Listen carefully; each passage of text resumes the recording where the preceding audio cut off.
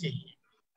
ऐसे छोटी बड़ी हर बातों का विचार करें तो उसका एक अच्छा समावेश ऐसा बैजनाथ जी के जीवन में था। हमें से बहुत सब लोगों का नजदीक से उनके साथ संपर्क रहा, वर्षों अपने बीच में रहे, इसलिए व्यक्तिगत तौर पर हमें से अधिकांश लोग उनसे मिले हैं, चर्चा की है, उनकी ऐसी सब बातों से आप सब परिचित हैं। ईश्वर की लीला है, उनको कोरोना हुआ, आयु भी 75 हो गई थी उनकी, और उस कोरोना के कारण अंतिम समय में उनको जो सांस की प्रॉब्लम हुई और फेफड़े रिस्पॉन्ड नहीं कर पाए, उनको आखिर की लड़ाई वो हार गए। आज अपने बीच में नहीं है, उनका स्वर्गवास हुआ है। स्थान स्थान पर श्रद्धांजलि के कार्यक्रम उनके चल रहे हैं। अपना केंद्रीय स्तर का ये आज अभी पहला कार्यक्रम चल रहा है, इसलिए विचार हुआ था कार्यक्रम के प्रारंभ में बैजनाथ जी का स्मरण करेंगे, उस श्रद्धांजलि, उनके जीवन के कुछ ऐसे महत्व की दो चार बातों का मैंने जिक्र करके आप सभी उनका स्मरण करेंगे। 2 मिनट का मौन रखेंगे, बाद में सुरेंद्र जी शांति पाठ, शांति मंत्र बोलेंगे और कार्यक्रम आज का औपचारिक रूप से शुरू हो सकेगा। इतना मैंने बोलना है, अभी हम सभी मौन करेंगे।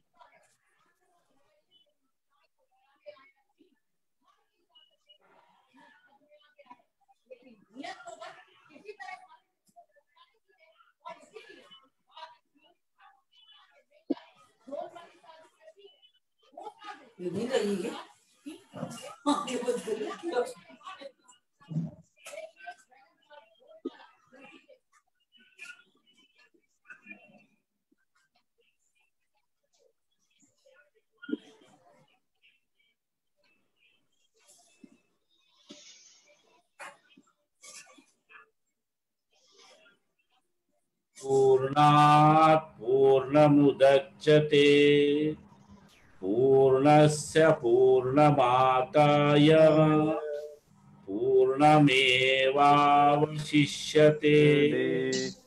ओम शांति शांति शांति।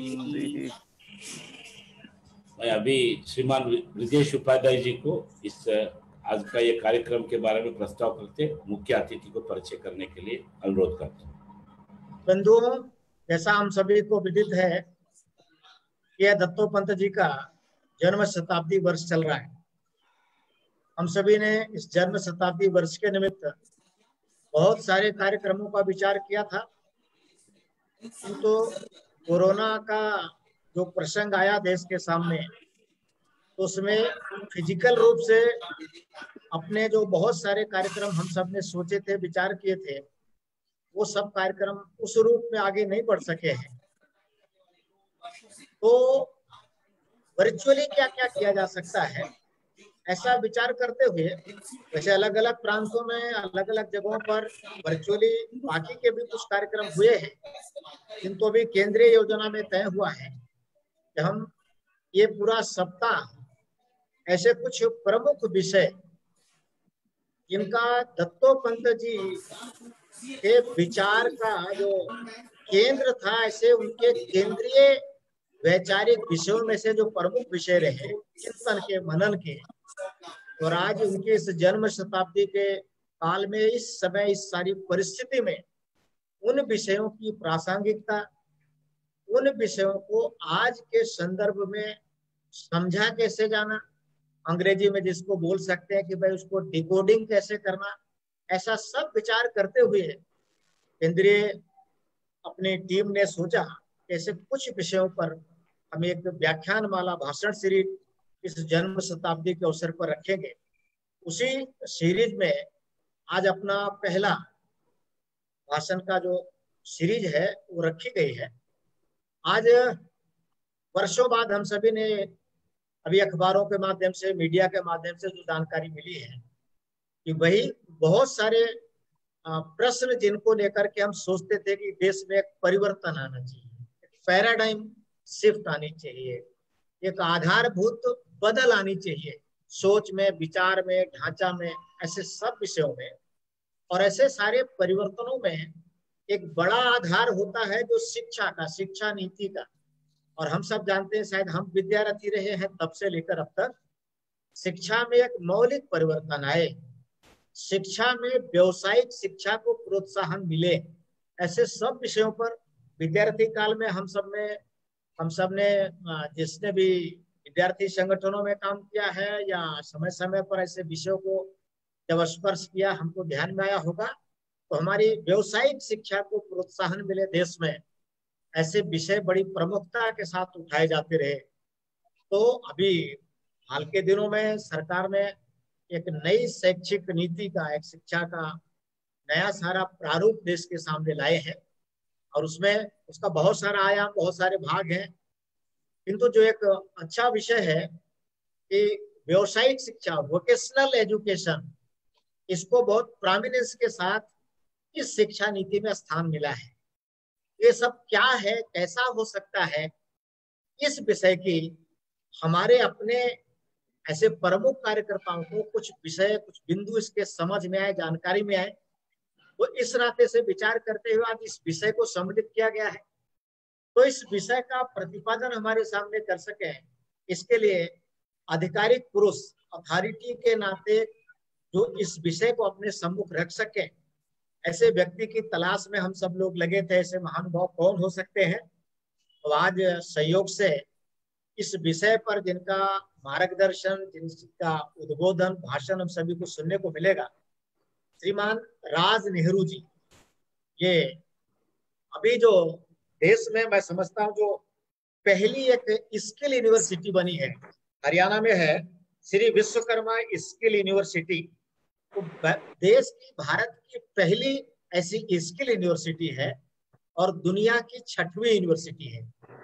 इस यूनिवर्सिटी के वाइस चांसलर के नाते श्री राज नेहरू जी आज अपने बीच में हैं। राज नेहरू जी सबसे युवा और किसी यूनिवर्सिटी के जो फाउंडिंग वाइस चांसलर के नाते रह सकते हैं, ऐसे राज नेहरू जी सबसे युवा आयु वर्ग के और इस पहली यूनिवर्सिटी जो भारत में स्किल को लेकर के बनी, उसके वाइस चांसलर के नाते हैं, अपने बीच में है। हरियाणा ने जो एक हरियाणा डेवलपमेंट मिशन बनाया है, आप उसके भी मिशन डायरेक्टर के नाते जिम्मेदारी देख रहे हैं। इस दायित्व को स्वीकार करने से पहले एक बहुत ल्यूक्रेटिव जॉब कारपोरेट कंपनियों से छोड़ करके वो इस काम में आए।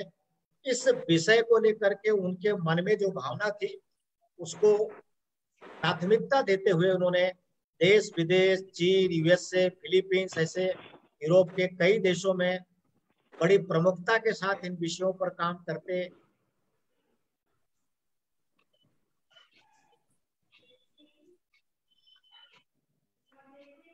ब्रिजेश जी थोड़ा अनम्यूट कर दीजिए। ब्रिजेश जी अनम्यूट करके। ऐसे एक ल्यूक्रेटिव कॉर्पोरेटिव जॉब देश विदेश में जिनको ख्याति प्राप्त थी, उन्होंने भारत की पहली सी स्किल यूनिवर्सिटी में उनको जब अवसर मिला, उनको जब निवेदन किया गया, तो उन्होंने इस काम को स्वीकार किया और उस काम को देख रहे हैं। तो स्किल यूनिवर्सिटी में जो हमको आपको बहुत प्रासंगिक हो सकता है, अर्न व्हाइल यू लर्न, माने सीखते हुए कैसे कमाएं। हम कई बार बोलते थे learning while earning, earning while learning, ये जो दोनों आपस के शब्द हैं, जो ट्रेनर हैं वो बोला करते हैं कि भाई आप सीखते हुए कमाइए। हम ट्रेड यूनियन के लोग कई बार बोलते थे कि हमको कैसी ट्रेनिंग चाहिए जो हम कमाते हुए सीखें। तो मैं समझता हूँ कि इनका जो फोकस, वो कहने में हमसे इधर का उधर होता होगा, वो प्रशिक्षण के दौरान कमाई की बात करते हैं, हम कमाते हुए प्रशिक्षित हो जाएं, ऐसा हम एक आग्रह रखते हैं। तो मैं समझता हूँ कि हम दोनों बहुत नजदीक हैं। उनका वैशिष्ट, उनका बड़ा फोकस इस बात पर है। और ऐसे बहुत सारे इस श्री विश्वकर्मा स्किल यूनिवर्सिटी को बहुत सारे अवार्ड आपके नेतृत्व में मिले हैं। इन्होंने एक उत्सव फाउंडेशन नामक एक संस्था भी प्रारंभ की है, जो मोटे तौर पर बहुत गरीब और पिछड़े से बच्चों की शिक्षा और उनके स्किल अपग्रेडेशन के लिए काम करती है। और जो प्रधानमंत्री की कौशल विकास योजना है, आप उसकी स्टैंडिंग कमेटी में, उसकी मॉनिटरिंग कमेटी में सदस्य के नाते भी हैं। तो ऐसे जो विषय हम सभी लोगों ने आज चर्चा के लिए जिस पर जानकारी हमको मिले, उस विषय के एक अच्छे दक्ष, एक अथॉरिटेरियन स्पीकर इस नाते से श्रीमान राज नेहरू जी हम सभी को उपलब्ध हुए हैं। और मुझे पूरी उम्मीद है कि हम सभी की अपेक्षा जैसा है उसके अनुरूप हम सभी लोग उनसे मार्गदर्शन प्राप्त कर सकेंगे। मैं श्रीमान राज नेहरू जी को निवेदन करूंगा कि वो हम सभी के सम्मुख अपना विषय रखें। श्रीमान नेहरू जी। बहुत बहुत धन्यवाद आपका। एक बार पुनः क्या मेरी आवाज साफ सुनाई दे रही है जी? जी जी बिल्कुल बिल्कुल, एकदम अच्छी, साफ है सर, क्लियर है सर, क्लियर है, प्लीज। सबसे पहले हमने आज श्री वैद्यनाथ राय जी के लिए, उनके लिए जो प्रार्थना की है, मैं एक बार पुनः वो प्रार्थना मन से उनके लिए करता हूं कि उन्हें, उनकी आत्मा को शांति मिले। और आज इस जन्म शताब्दी के अवसर पर श्री दत्तोपंत ठेंगड़ी जी की जो हम कार्यक्रम आयोजित कर रहे हैं, इससे पहले कि मैं कौशल के विषय में बात करूं, ये बहुत जरूरी है मेरे लिए बोलना कि जैसे ही आदरणीय दत्तोपंत जी का नाम मन में आता है तो उनके जीवन के विविध आयाम अनायास ही मन में, मस्तिष्क में उभर कर सामने आते हैं। उन्होंने जिस प्रकार से एक ज्येष्ठ स्वतंत्रता सेनानी के रूप में, एक कुशल संगठक के रूप में, तथा अनेक राष्ट्र प्रेमी संगठनों के शिल्पकार के नाते, और एक विख्यात विचारक के नाते, लेखक के नाते, और संतों के समान त्याग की भावना रखने वाले और संयमित जीवन को जीने वाले जो प्रेरणा उन्होंने समाज में दी है, तथा जिस प्रकार से उन्होंने भारतीय किसानों व मजदूरों को सम्मान जीवन जीने का अवसर प्रदान कराने का अपना पूरा जीवन भर प्रयास किया है, मुझे लगता है कि साथ साथ में उन्होंने विश्व पटल पर भी एक ऐसी कीर्ति को स्थापित किया है और ऐसी कीर्ति को अंकित किया है जिससे पूरे भारत को गौरवान्वित महसूस होता है। और आज उनकी इस श्रृंखला में हम जिस प्रकार के ये कार्यक्रम कर रहे हैं, मुझे लगता है कि ये बहुत आवश्यक है समाज तक उनके चरित्र को पहुंचाना, उनके विचारों को पहुंचाना, उनकी फिलॉसफी को पहुंचाना, क्योंकि आज भारत में ही नहीं पूरी दुनिया में उनके इस विचार की बहुत बड़ी आवश्यकता है। और जिस प्रकार से आज दुनिया भर में ग्लोबलाइजेशन के माध्यम से एक्सप्लॉइटेशन का मॉडल पूरी दुनिया में खड़ा हो गया है, मुझे लगता है उनके इन विचारों की एक बहुत बड़ी क्रांति पूरी दुनिया में लाने की आवश्यकता है। और जिस प्रकार से अब हम जा रहे हैं, जिस प्रकार की नीति और नीतियां आ रही हैं हमारे सामने, शिक्षा नीति भी अभी कुछ दिन पहले उसका अनावरण हुआ है, बहुत हद तक जब हम शिक्षा नीति को भी बहुत करीब से देखते हैं तो मुझे उसमें बहुत सारी ऐसी झलकें दिखती हैं जो हमें प्राचीन भारत की शिक्षा नीति से, विधि से जोड़ती हैं। तो अतः मैं आप सबका आभारी हूं कि आपने मुझे, मेरे से कोई त्रुटि हो जाए तो उसके लिए मैं पहले से ही क्षमा मांगना चाहूंगा, परंतु आपने मुझे इस काबिल समझा कि मैं आज इस विषय के ऊपर कुछ बोल सकूं। ये मेरे लिए बहुत ही अहम प्लेटफॉर्म है कि मुझे इस प्लेटफॉर्म से आज बोलने का एक अवसर मिला है।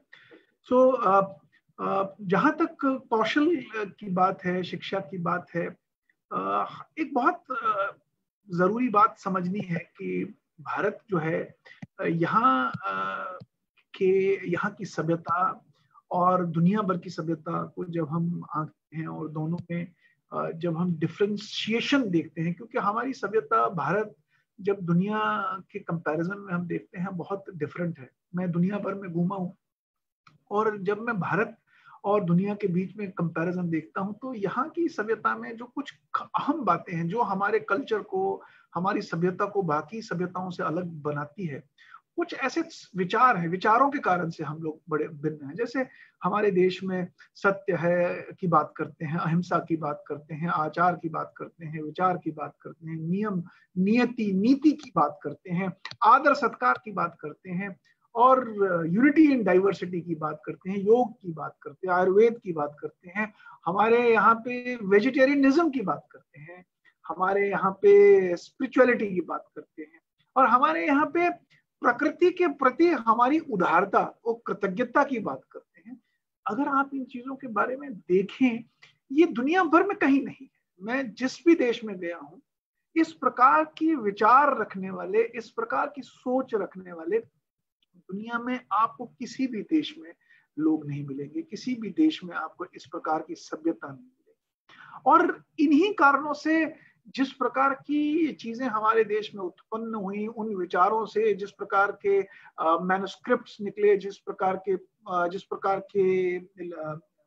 थॉट प्रोसेसेस निकले, उसमें सबसे इम्पोर्टेंट थॉट प्रोसेस आज हमारे यहाँ जब हम वेदों की बात करते हैं, जिसके कारण से हमारी ओरिजिनल थिंकिंग, हमारा जीवन जीने का एक लहजा जो बना, वो इन्हीं विचारों से बना, जिन विचारों की एक कोलेशन हमारे वेदों के रूप में हमारे सामने आई, और जिनमें हमें टॉलरेंस के बारे में सिखाया गया, एक्सेप्टेंस के बारे में सिखाया गया। आप देखिए, एक बहुत इंपॉर्टेंट विचार हमारी जो शिक्षा में हमें, मैं जब गुरुकुल मॉडल में देखता हूँ, एक बड़ा इंपॉर्टेंट विचार, एक बड़ा इंपॉर्टेंट श्लोक है, मेरे से अगर उसके उच्चारण में गलती हो जाए तो मुझे क्षमा करें। विचार है, वो थॉट है, वो है अनुबद्रा कृत्वो यन्तु विश्वतः।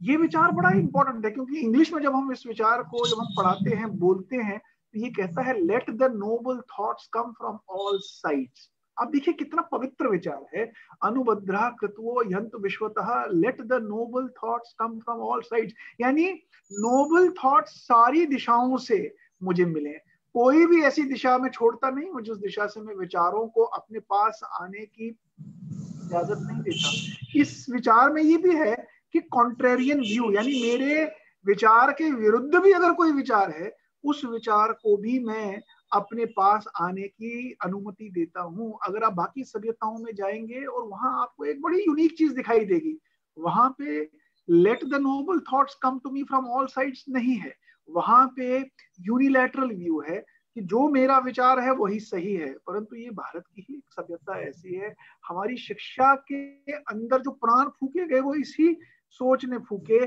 कि let the noble thoughts come from all sides. हर दिशा से, हर प्राणी से, हर व्यवस्था से, हर अवस्था से मेरे पास विचार आए और वो नोबल विचार हों, और उन्हीं विचारों के समावेश से मैं एक नए विचार की कल्पना करूं, और वो नया विचार, उसमें से क्या निकले, कृन्तोवा यन्तु विश्वतः आर्यम, let us make this world a noble place to live.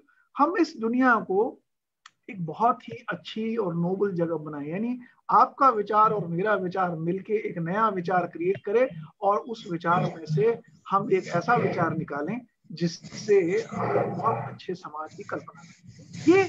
ये सोच है, और इस सोच ने को एग्जिस्टेंस को बढ़ावा दिया। इस सोच ने हमारे यहाँ पे हर एक कल्चर को बढ़ावा दिया, चाहे वो ज्यूज थे, क्रिश्चियंस थे, बुद्धिस्ट थे, ज़ोरास्ट्रियंस थे, मुस्लिम्स थे, सबको यहाँ पे एक प्रकार से एक्सेप्टेंस दी, और जिसका परिणाम स्वरूप ये निकला कि हम लोग दुनिया भर में इतने फेमस हुए, इतने मशहूर हुए कि दुनिया भर से लोग इस देश को देखने के लिए आते थे। मैं जब पढ़ता हूँ, चाहे वो जिनजियांग है, फाहियान है, यूनसांग है, या पर्शियन स्कॉलर्स हैं, वो लिखते हैं, जो अच्छे स्कॉलर्स हैं वो लिखते हैं कि दुर्गम से दुर्गम मार्गों से होते हुए भी वो भारत आना चाहते थे और भारत की इस शैक्षिक सभ्यता को देखना चाहते थे। और ये शैक्षिक सभ्यता कहाँ मिलती थी? उन्हें मिलती थी हमारे गुरुकुलों में, हमारे ऐसे विश्वविद्यालयों में मिलती थी, जिसका वर्णन आज हमारे सामने जब हम देखते हैं, चाहे वो नालंदा है, तो सोमपुरा है, उदांतपुरी है, वल्लभी है, शारदा है, ऐसी कई विश्वविद्यालय भारत के अंदर, तक्षशिला जैसे विश्वविद्यालय भारत के अंदर बने, और उस पे पढ़ने के लिए लोग दुनिया भर से आते थे। और उस विचार को, जिस विचार की मैं अभी बात कर रहा था, वो विचार प्राणों में फूंका जाता था, और वो प्राणों में फूंक कर उसके कारण से जो संस्कार बच्चों में शुरुआती दौर में डाल दिए जाते थे, उन्हीं संस्कारों के आधार पर फिर उसका व्यक्ति का निर्माण होता था, उसके चरित्र का निर्माण होता था, उसकी कौशल कला का निर्माण होता था। और जो कौशल कला वो सीखता था, वो कौशल कला उसके बाद उसका वो उपयोग समाज कल्याण के लिए करता था, और उस समाज कल्याण में अपने लिए जितनी पर्याप्त मात्रा में चाहिए उतना ही वो रखता था, बाकी समाज के लिए वो छोड़ता था। इस प्रकार की जो नियम नियति और नीति हमें अपने पूर्व विश्वविद्यालयों में, गुरुकुलों में सिखाई जाती थी, और जिसका परिणाम यह निकला कि भारत एक ऐसा समृद्ध देश बना जिस देश के को हम कहते थे सोने की चिड़िया। सोने की चिड़िया का अर्थ ये था कि जो चीज हम यहाँ बनाते थे उस चीज का मार्केट पूरी दुनिया भर में यहाँ लोग अट्रैक्ट होके आते थे, वो प्रोडक्ट्स खरीदते थे, सर्विसेज खरीदते थे, और हम दुनिया भर में उसको पहुंचा देते थे। और आप इसका कोई, हमने कभी हल्ला गुल्ला नहीं किया, कभी इसका कॉपीराइट नहीं किया, कभी इसका पेटेंट नहीं किया। आप देखिए, बड़ी बड़ी बात यह है, अगर भारत ने अपने प्रोडक्ट्स और सर्विसेज का पेटेंट किया होता तो आज पूरी दुनिया इसकी गुलाम होती। लेकिन गुलामी कराना भारत की विचारधारा में था नहीं। जो बनाते थे उसको समाज कल्याण में, समाज के लिए और लोगों के लिए उसको वितरण में डाल देते थे। ये हमारे यहाँ की शिक्षा पद्धति थी, ये हमारे यहाँ का मौलिक विचार था। और मैं आपको एक बड़ी अनोखी सी बात और बताना चाहूंगा। अगर आपने कभी इस व्यक्ति के बारे में पढ़ा हो, इसका नाम था एंगस मैडिसन। ये बहुत बड़ा ब्रिटिश हिस्टोरियन और इकोनॉमिस्ट था। इसने एक पुस्तक लिखी जिसका नाम था कंटूर्स ऑफ वर्ल्ड इकोनॉमी। बड़ी अमेजिंग पुस्तक है। इस पुस्तक को जब आप पढ़ेंगे तो आपको कुछ समय के लिए लगेगा कि वास्तव में क्या ये भारत था। इसने बड़ी अमेजिंग सी बात लिखी। अगर हम आज अपने भारत का जीडीपी का कंट्रीब्यूशन दुनिया भर में देखें तो हमारे जीडीपी का कंट्रीब्यूशन करीब 6 से 7% है टोटल दुनिया की जीडीपी का। लेकिन कॉन्टूर्स ऑफ वर्ल्ड इकोनॉमी को जब आप पढ़ते हैं तो आपकी दृष्टि वहां जाती है, जिसमें एंगस मैडिसन ने पूरी दुनिया की इकोनॉमी को स्टडी किया। उसमें यूएस की इकोनॉमी स्टडी की, यूरोप की इकोनॉमी स्टडी की, अरब वर्ल्ड की इकोनॉमी स्टडी की, चीन की इकोनॉमी स्टडी की, भारत की इकोनॉमी स्टडी की, और एक फर्स्ट सेंचुरी एडी से लेके 17वीं 18वीं शताब्दी तक, यानी 1700-1800 साल की इकोनॉमी को उसने स्टडी किया। हैरानी की बात दुनिया भर के लिए ये है कि जब हम एंगस मैडिसन की रिपोर्ट्स पढ़ते हैं तो वो कहता है फर्स्ट सेंचुरी एडी से लेके 17वीं शताब्दी तक भारत का जो जीडीपी कंट्रीब्यूशन दुनिया भर की जीडीपी का था वो 35% से 40% तक का था। अब अंदाजा लगाइए 1700 साल, 1600-1700 साल एंगस मैडिसन के हिसाब से 35-40% की जो जीडीपी भारत की थी पूरी दुनिया भर के जीडीपी का, क्या हो रहा था भारत। आज हम आत्मनिर्भरता की बात करते हैं। हम तो आत्मनिर्भर भारत हमारे पिछले 7000 वर्षों से भारतीय सभ्यता के मूल में है, क्योंकि जिस प्रकार की व्यवस्था भारत के अंदर पिछले कई हजारों वर्षों से थी उसने भारत के अंदर इतनी समृद्धि लाई थी। हमारी शिक्षा व्यवस्था इसका सबसे बड़ा मूल कारण था। और उस शिक्षा व्यवस्था का रिजल्ट क्या निकला, चाहे आप मेटलर्जी के एरिया में देखें, चाहे आप मेटल साइंस को देखें, चाहे कैनाल मेकिंग को देखें, ब्रिज मेकिंग को देखें, एग्रीकल्चर को देखें, टेक्सटाइल्स को देखें, चाहे शल्य चिकित्सा को देखें, आयुर्वेद।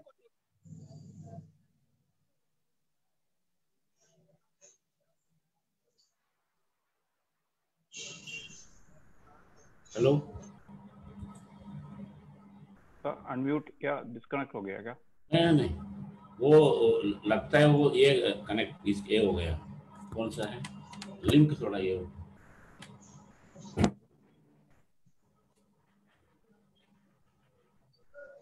हेलो हेलो लिंक थोड़ा वीक हो गया उधर स्ट्रक्चर। ठीक वो आ जाएंगे, साथ है इधर है।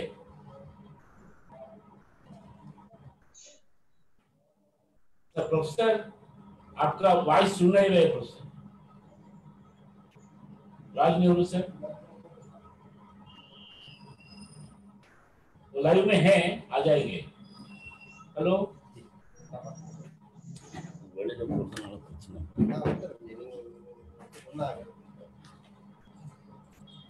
ಅವ್ರದೊಂದು ಲಿಂಕ್ ಕೊಡ್ಚಿ ಸ್ಪೀಕರ್ हेलो, आ रहा है सर, बात करिए सर, सर बात करिए। राज नेहरू सर, राज नेहरू ಮ್ಯೂಟ್ ಮಾಡಲೇ லிங்க் போயிடுச்சு அவ்வளவு இருக்காது அந்த internet connection problem. Hello sir, आ गया आ गया आ गया प्लीज प्लीज प्लीज। ये रंजन साहू आप बंद करिए, Ranjan Sahu. Right sir, continue करिए सर, नेहरू सर आप कंटिन्यू करिए। आपका आवाज नहीं आता है Raj ji, Nehru ji. Sir we are not able to hear your voice audio, please. We can see you, not hearing.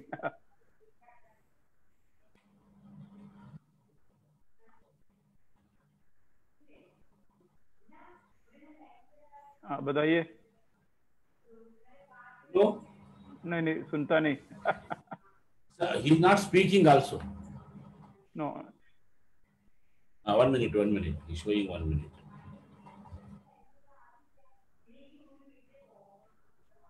Okay, Suresh Sinha को म्यूट பண்ணுங்க, இது म्यूट பண்ணுங்க।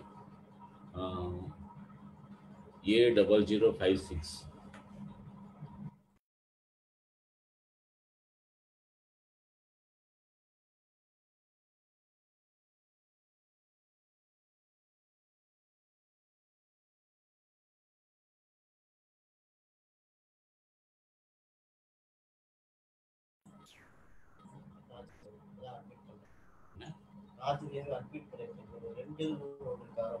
இல்ல இல்ல ரெண்டு கிடையாது, ஒண்ணுதான், ஒன்னு மீडिया विद्या। अभी आवाज आ रही है? हाँ प्लीज, अभी आ रहा है सर, अभी आ रहा है सर, प्लीज। आप मेरा आवाज सुन पा रहे हैं? हाँ सुन पा रहे हैं सर, सुन पा रहे हैं सर।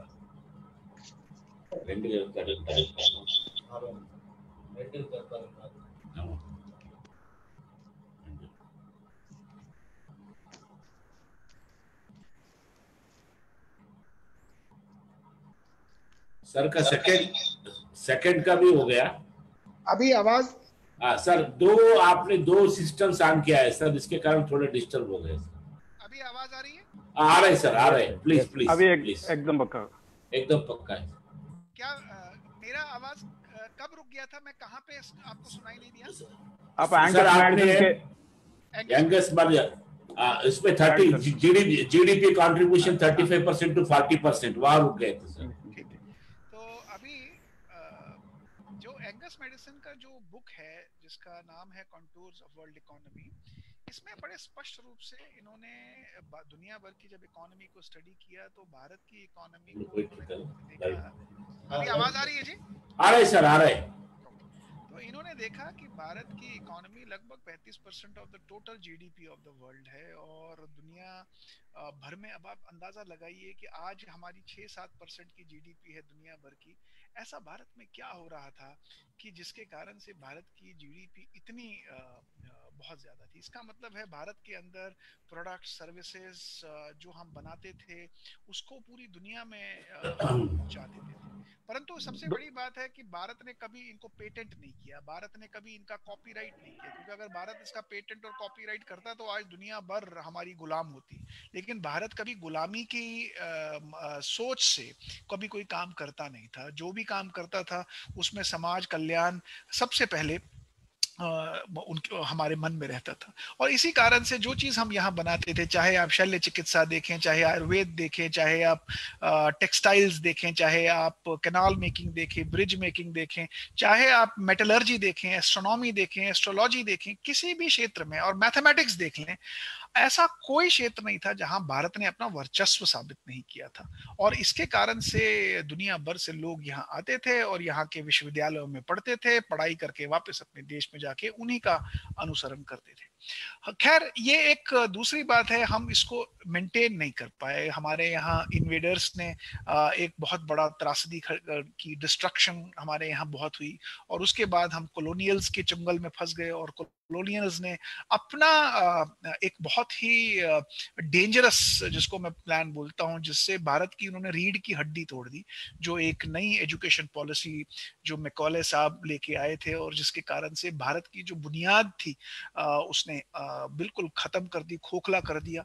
और जब भारत आजाद हुआ तो उसी बुनियाद को परस्यू करते गए, और आज उसका परिणाम ये है कि उसी मैकॉले की शिक्षा व्यवस्था को हम लोग आगे चलाते गए, और उसी की कॉपी हमने पिछले 60 सालों में करते रहे। लेकिन फॉर्चुनेटली अभी जो हमारे यहाँ पे नई शिक्षा नीति आई है, ये क्योंकि मैं भी पिछले एक सवा साल से इसके साथ जुड़ा हुआ हूँ, तो मैं दावे से कह सकता हूँ इस शिक्षा नीति में अब हमें एक बहुत अच्छी अपॉर्चुनिटी है। इसको हम अपने रूट्स के साथ, अपने कल्चर के साथ, अपने हेरिटेज के साथ, और उस पद्धति से जोड़ेंगे जो पद्धति हमारी शिक्षा व्यवस्था की पहले थी।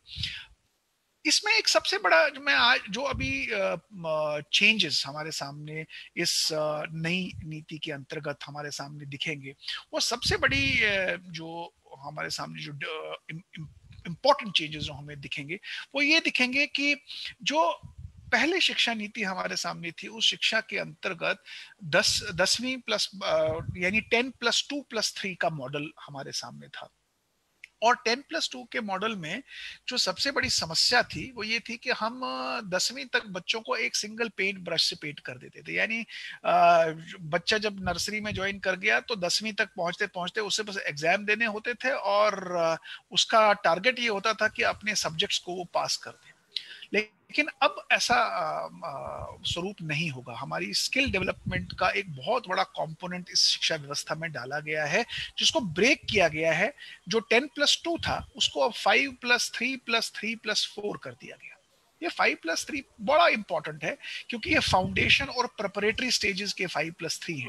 इसमें क्या होगा कि नई शिक्षा नीति में अब ये जो हमारे 5 साल पहले, यानी तीसरा, जब बच्चा 3 साल का हो जाएगा तो जो पहले 5 साल होंगे, उस 5 साल में उसको फाउंडेशन बिल्ड करने के लिए शिक्षा फोकस करेगी। यानी जो उसकी बेसिक टैलेंट है, जो उसका बेसिक ट्रेट्स हैं, जो उसके बेसिक संस्कार हैं, जो इसकी बेसिक थॉट प्रोसेस है, जो उसकी बेसिक एबिलिटीज हैं, जो अंदर एक टैलेंट बच्चे के अंदर होता है परंतु उसको निहार नहीं पाते, क्योंकि सारे का सारा ध्यान तो हमारा पास करने के लिए लगा होता है और सब्जेक्ट्स के ऊपर लगा होता है।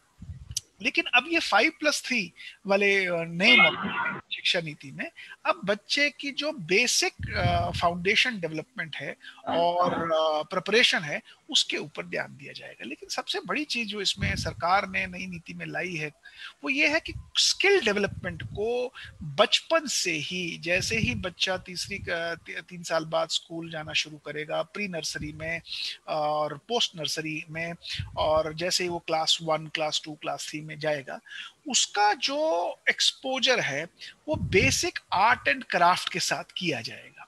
यानी जहां पे आज बच्चों के अंदर शुरुआती दौर में केवल पुस्तकें और किताबें ही पढ़ाई जाती थी, अब वहां पे पुस्तकें और किताबों के अलावा जो बेसिक फेमिलियरिटी है with general ecosystem through playway method, जो जनरल अवेयरनेस है, ताकि उसकी जो क्रिटिकल थिंकिंग है, उसकी जो इमोशनल थिंकिंग है, उसकी जो इंटेलेक्चुअल थिंकिंग है, उसकी जो न्यूमरेसी है, जिसके लिए उसको स्पेसिफिक फोकस नहीं मिलता था शुरुआत से, क्योंकि वो जो स्किल्स थे वो डेवलप नहीं किए जाते थे बच्चों के अब उन स्किल्स को सबसे पहले इस शिक्षा जे फॉर्मर स्टेटमेंट यूजर आहे तिथे सिस्टम मध्ये ना 10.26.0.91 आहे तिच्या सिस्टम वरून अरे सब म्यूट कर दीजिए, क्या है। तो मुझे सबसे बड़ी खुशी इसमें है कि कौशल के अंदर सबसे बड़ी चुनौती क्या आती थी कि बच्चे तो जैसे ही 10वीं 11वीं 12वीं कंप्लीट कर लिया और उनकी जो शिक्षा की क्वालिटी थी, क्योंकि पुरानी शिक्षा व्यवस्था में वो डेवलप नहीं हो पाती थी, तो उसके बाद हम सोचते थे चलो बच्चों को अब कोई स्किल डेवलपमेंट कराओ, क्योंकि किसी और काम में तो अब इन्हें कुछ मिला नहीं, तो इसलिए स्किल डेवलपमेंट कराते थे, जिसके कारण से जो डिग्निटी फॉर स्किलिंग थी वो बड़ी पुअर हो जाती थी। लोग स्किल को बड़ी नीची नजर से देखते थे। परंतु अब स्किल को जब 5+3 मॉडल में डाला जाएगा, जो क्रिटिकल थिंकिंग है, जो बेसिक एस्पेक्ट्स हैं लर्निंग के, जो बेसिक एस्पेक्ट्स है थिंकिंग के, उसके ऊपर जब डेवलपमेंट शुरू हो जाएगी तो फाउंडेशन स्ट्रेंथन हो जाएगी और हैंड्स को, मोटर स्किल्स को डेवलप किया जाएगा, तो बच्चे के अंदर जो बेसिक पैदाइशी टैलेंट है वो टैलेंट उभर के बाहर आना शुरू हो जाएगा। यानी अब बच्चा अपनी पसंद की चीज को फोकस करना शुरू करेगा, ना कि जो उसके ऊपर थोपी जाती थी। तो उससे दो फायदे होंगे, एक जो उसकी कॉग्निटिव डेवलपमेंट होगी, एक उसकी इंटेलेक्चुअल डेवलपमेंट होगी। इसके साथ एक बड़ी अच्छी चीज इसमें आई है, वो है मदर टंग। यानी वो जिस जगह पे रहता है उसको अब उसकी मदर टंग में ऑप्शन मिलेगा कि वो उन चीजों को सीखे। तो उससे फायदा ये होगा कि जो लोग लोकल लैंग्वेज में अपने घर में मातृभाषा में जो भी उनकी मदर टंग थी उस मातृभाषा में बोलते थे, अब उन्हें उसी मातृभाषा में ये अवसर भी मिलेगा कि वो उसी मातृभाषा में कौशल को भी सीखें और पढ़ाई को भी करें। और इससे फायदा ये होगा कि जब आप मदर टंग में ही कोई चीज सीख रहे हैं तो आपकी सीखने की जो आउटकम है, जो रिजल्ट है, वो ज्यादा बेहतर होगा। मैं दुनिया भर में जहाँ घूमा, चीन, Japan, Germany, France, Russia, Korea, Switzerland, Finland, अगर आप इन सारे देशों को देखें, ये सारे के सारे देशों के अंदर जो शिक्षा है वो लोकल लैंग्वेज में है, वो मातृभाषा में है। और इस कारण से इनके बच्चों के अंदर ड्रॉप आउट्स कम हो जाते हैं और वो बच्चे जो हैं शुरुआती दौर से ही मातृभाषा में ही उनको स्किल्स सिखाए जाते हैं। तो जब वो बड़े हो जाते हैं तो उनकी एबिलिटी ऑफ परफॉर्मिंग और कंट्रीब्यूटिंग बढ़ जाती है। तो हमारे देश में अब ये एक बहुत बड़ा रेवोल्यूशन जो है ये इस शिक्षा नीति के द्वारा स्किल एजुकेशन के माध्यम में आएगा। अब जैसे ही बच्चा 8वीं कक्षा से आगे निकल जाएगा तो बच्चे को 6ठी और 8वीं के बीच में ऐसे ऐसे प्रोजेक्ट्स कराए जाएंगे जो समाज के सिस्टम के आसपास, यानी उस जिस सराउंडिंग में वो रहता है उस सराउंडिंग में किस प्रकार के वोकेशनल क्राफ्ट्स हैं, जैसे कोई कारपेंट्री है, इलेक्ट्रिक वर्क है, मेटल वर्क है, गार्डनिंग है, पोट्री है, जो उसके क्षेत्र में, जिस क्षेत्र में वो रहता है उन क्षेत्रों में जिनमें लोक कला जो है उस लोक कला के प्रति उसको सजग किया जाएगा। हाँ, इस नई शिक्षा नीति में स्किल एजुकेशन को प्रमोट करने के लिए सरकार ने बैगलेस डेज, यानी बिना बैग के दिन, यानी जब स्कूल में वो बैग नहीं लेके जाएगा, ऐसे दिन भी घोषित किए हैं। और उसका उन दिनों में उसका काम क्या होगा, वो उस लोक कला को सीखने के लिए जाएगा।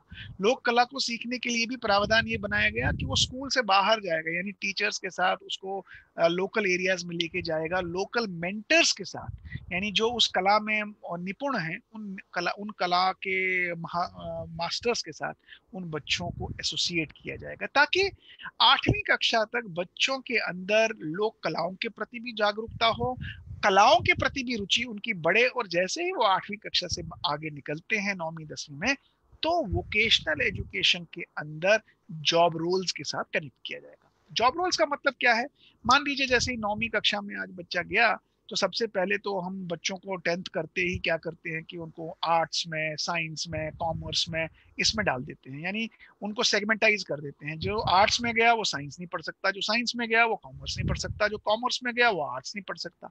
तो ये जो हमारे यहाँ पे क्लासिफिकेशन हमने बच्चों की कर दी थी, ये क्लासिफिकेशन अब खत्म होगी। अब मल्टी डिसिप्लिनरी सिस्टम आएगा, यानी बच्चा जैसे ही 11वीं कक्षा में आ गया तो या 10वीं कक्षा में आ गया तो बच्चे के पास सब्जेक्ट चूज करने की चॉइस होगी। वो कोई भी सब्जेक्ट जो उसकी रुचि का सब्जेक्ट है उसको पिक कर सकता है, और उसको पिक करने से जहां उसने 8वीं कक्षा तक अपना मन बनाया है, जहां उसकी एक्सपीरियंस है, जहां उसका अनुभव है, जहां उसका प्रेफरेंस है, वो आप उस प्रेफरेंस के आधार पर अपनी शिक्षा को आगे के लिए चुनेगा। अब देखिए, जहां चुनाव से कोई काम हो, चुनाव से पढ़ाई हो, तो वहां पे जो परिणाम है वो परिणाम भी बहुत सार्थक निकलेंगे। और ये इस शिक्षा नीति में बहुत बड़ा बदलाव है कि चुनाव के आधार पर बच्चे जो हैं अपना परिणाम को इम्प्रूव करने की क्षमता रखें। तो जैसे ही 11वीं में बच्चा चला जाएगा तो इस नीति में क्या किया गया है कि विभिन्न इंडस्ट्रीज में, जैसे ऑटोमोटिव इंडस्ट्री है, मैन्युफैक्चरिंग है, टेक्सटाइल है, कंस्ट्रक्शन है, हर क्षेत्र में लोअर लेवल जॉब्स होते हैं जो एंट्री लेवल जॉब्स बोलते हैं। इन एंट्री लेवल जॉब्स में जैसे कोई पेंटर है, जैसे कोई इलेक्ट्रिशियन है, जैसे कोई प्लम्बर है, जैसे कोई CNC ऑपरेटर है, जैसे कोई वेल्डर है, जैसे कोई मशीनिस्ट है, जैसे कोई गार्डनर है, जो एंट्री लेवल जॉब्स हैं, इन जॉब्स के इर्द गिर्द छोटे छोटे कोर्सेज का निर्माण किया जाएगा, या जो निर्माण हो चुके हैं उन कोर्सेज को सिलेबस के अंदर कंबाइन किया जाएगा। यानी अगर मान लीजिए कोई मैथ पढ़ रहा था, अब उसको साथ में एक वोकेशनल कोर्स भी पढ़ना पड़ेगा, और वोकेशनल कोर्स को पढ़ने के साथ साथ वो मैथ भी पढ़ेगा और वोकेशनल कोर्स भी पढ़ेगा। पहले क्या था, वोकेशनल कोर्स तो ऑप्शन थी, आप पढ़ो ना पढ़ो आपकी मर्जी है, मैथ तो पढ़ना पड़ेगा और मैथ पास भी करना पड़ेगा।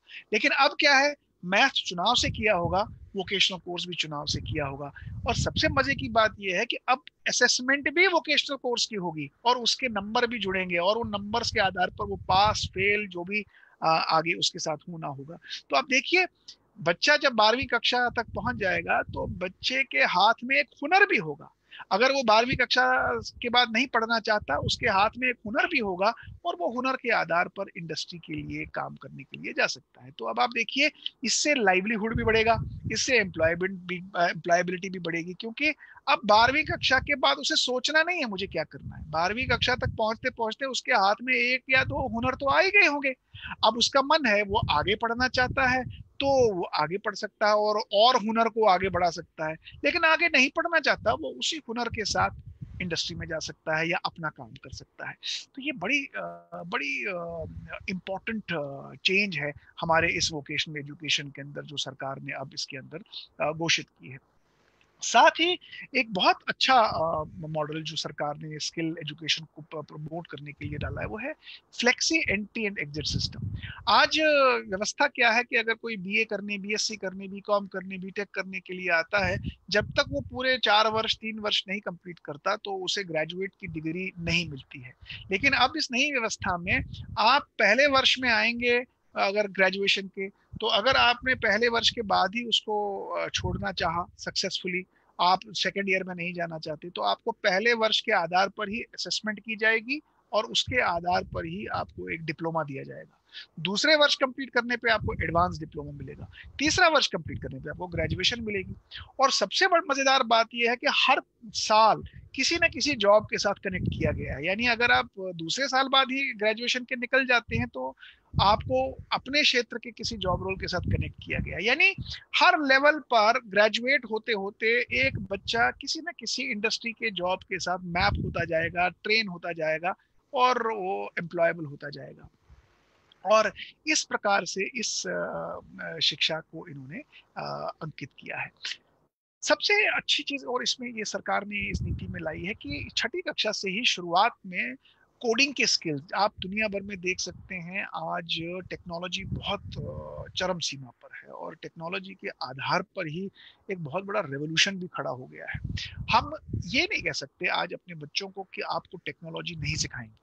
हमें पारंपरिक क्षेत्र में भी काम करना है और हमें मॉडर्न क्षेत्र में भी काम करना है। हमें इनके ब्रिज को बनाने की एक व्यवस्था खड़ी करनी है। इसलिए हमारे बच्चे किसी भी टेक्नोलॉजी क्षेत्र में पीछे ना रहे। नई शिक्षा नीति में कोडिंग जैसे स्किल्स को और नई टेक्नोलॉजी यानी 4.0 जैसे क्षेत्रों में सरकार ने इस नीति के अंदर स्पेशल प्रावधान बनाया है कि 6ठी क्लास से आगे बच्चों को ये स्किल्स सिखाए जाएंगे ताकि शुरुआती उम्र से ही बच्चों को नई टेक्नोलॉजी के प्रति जागृत किया जाए।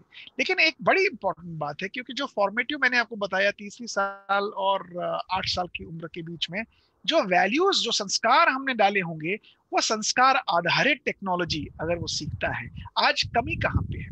कमी है कि अगर आप वेस्टर्न एजुकेशन और इंडियन एजुकेशन जो मूल रूप से भारतीय शिक्षा थी अंतर देखें, जब मैं घूमता हूं दुनिया भर में तो मुझे दिखता है जो वेस्टर्न मॉडल था ये आउटवर्ड फोकस्ड है, यानी ये फिजिकल वर्ल्ड के कंफर्ट्स के ऊपर फोकस्ड है।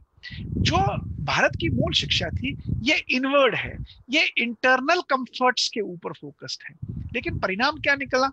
आउटवर्ड वेस्टर्न मॉडल फोकस जब किया, इन्वेंशंस इनोवेशंस बहुत सारी की, टेक्नोलॉजी बनाई, लेकिन इनवर्ड डिस्कम्फर्ट क्रिएट किए। इसीलिए आपको एंजाइटी, डिप्रेशन, हार्ट अटैक्स, ये सारी बीमारियां आपको वेस्ट से आज भारत में पहुंची हैं।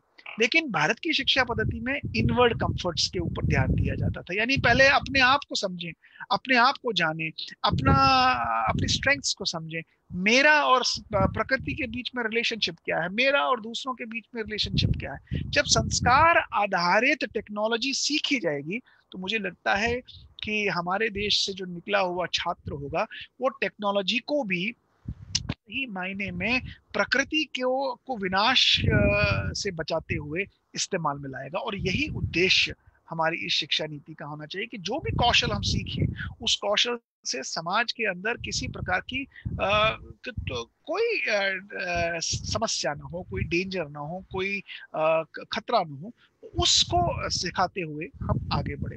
तो टेक्नोलॉजी के प्रति भी अब इस शिक्षा के माध्यम से बच्चों को जागृत किया जाएगा, उनको अलाइन किया जाएगा, और जिसके आधार पर एक बहुत अच्छी कंट्रीब्यूशन हमारे बच्चों की इन्वेंशंस और इनोवेशंस पे हो सकती है। क्योंकि आज अगर दुनिया भर में हम देखें जो इनोवेशंस और पेटेंट्स में पिछले कुछ दशकों में भारत ने बहुत अच्छा कंट्रीब्यूशन नहीं दिया है। उसका कारण ये है कि जो शिक्षा व्यवस्था हमारे यहाँ थी, इसने, मैंने जो शुरुआत में बताया, जो थिंकिंग स्किल्स हैं हमारे, जो इमोशनल स्किल्स हैं हमारे, जो क्रिएटिव स्किल्स हैं हमारे, जो क्रिटिकल थिंकिंग है हमारी, जो प्रॉब्लम सॉल्विंग स्किल्स हैं, इन स्किल्स को सिखाया नहीं जाता है।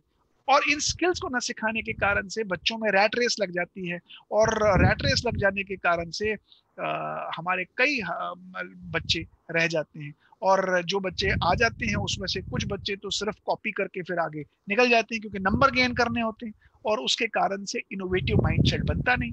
इनोवेटिव माइंडसेट बनता नहीं है तो हमारे यहाँ पे नए आविष्कार बनने में फिर कमी हो जाती है। तो जो बच्चे आगे निकल जाते हैं उसमें से एक बहुत बड़ा तबका बच्चों का, अगर आप देखें, सिलिकॉन वैली चला जाता है, यूरोप चला जाता है, यूएस चला जाता है, वो ब्रेन ड्रेन भारत से हो जाता है। बहुत सारे लोग, मुझे कई बार जब मैं विदेशों में जाता था तो वो कहते थे, देखिए यूएस में इतनी सारी इन्वेंशंस होती हैं, यूरोप में इतनी सारी इन्वेंशंस होती हैं। मैं आपको एक बात बताना चाहूंगा, बहुत सारे लोगों को शायद ही भारत में ये मालूम नहीं कि इतनी सारी सिलिकॉन वैली के अंदर जो रिसर्चर्स काम करते हैं उसमें से 70-80% रिसर्चर तो भारतीय हैं, और ये वो भारतीय हैं जिन्होंने भारत के अंदर शिक्षा ग्रहण की होती है।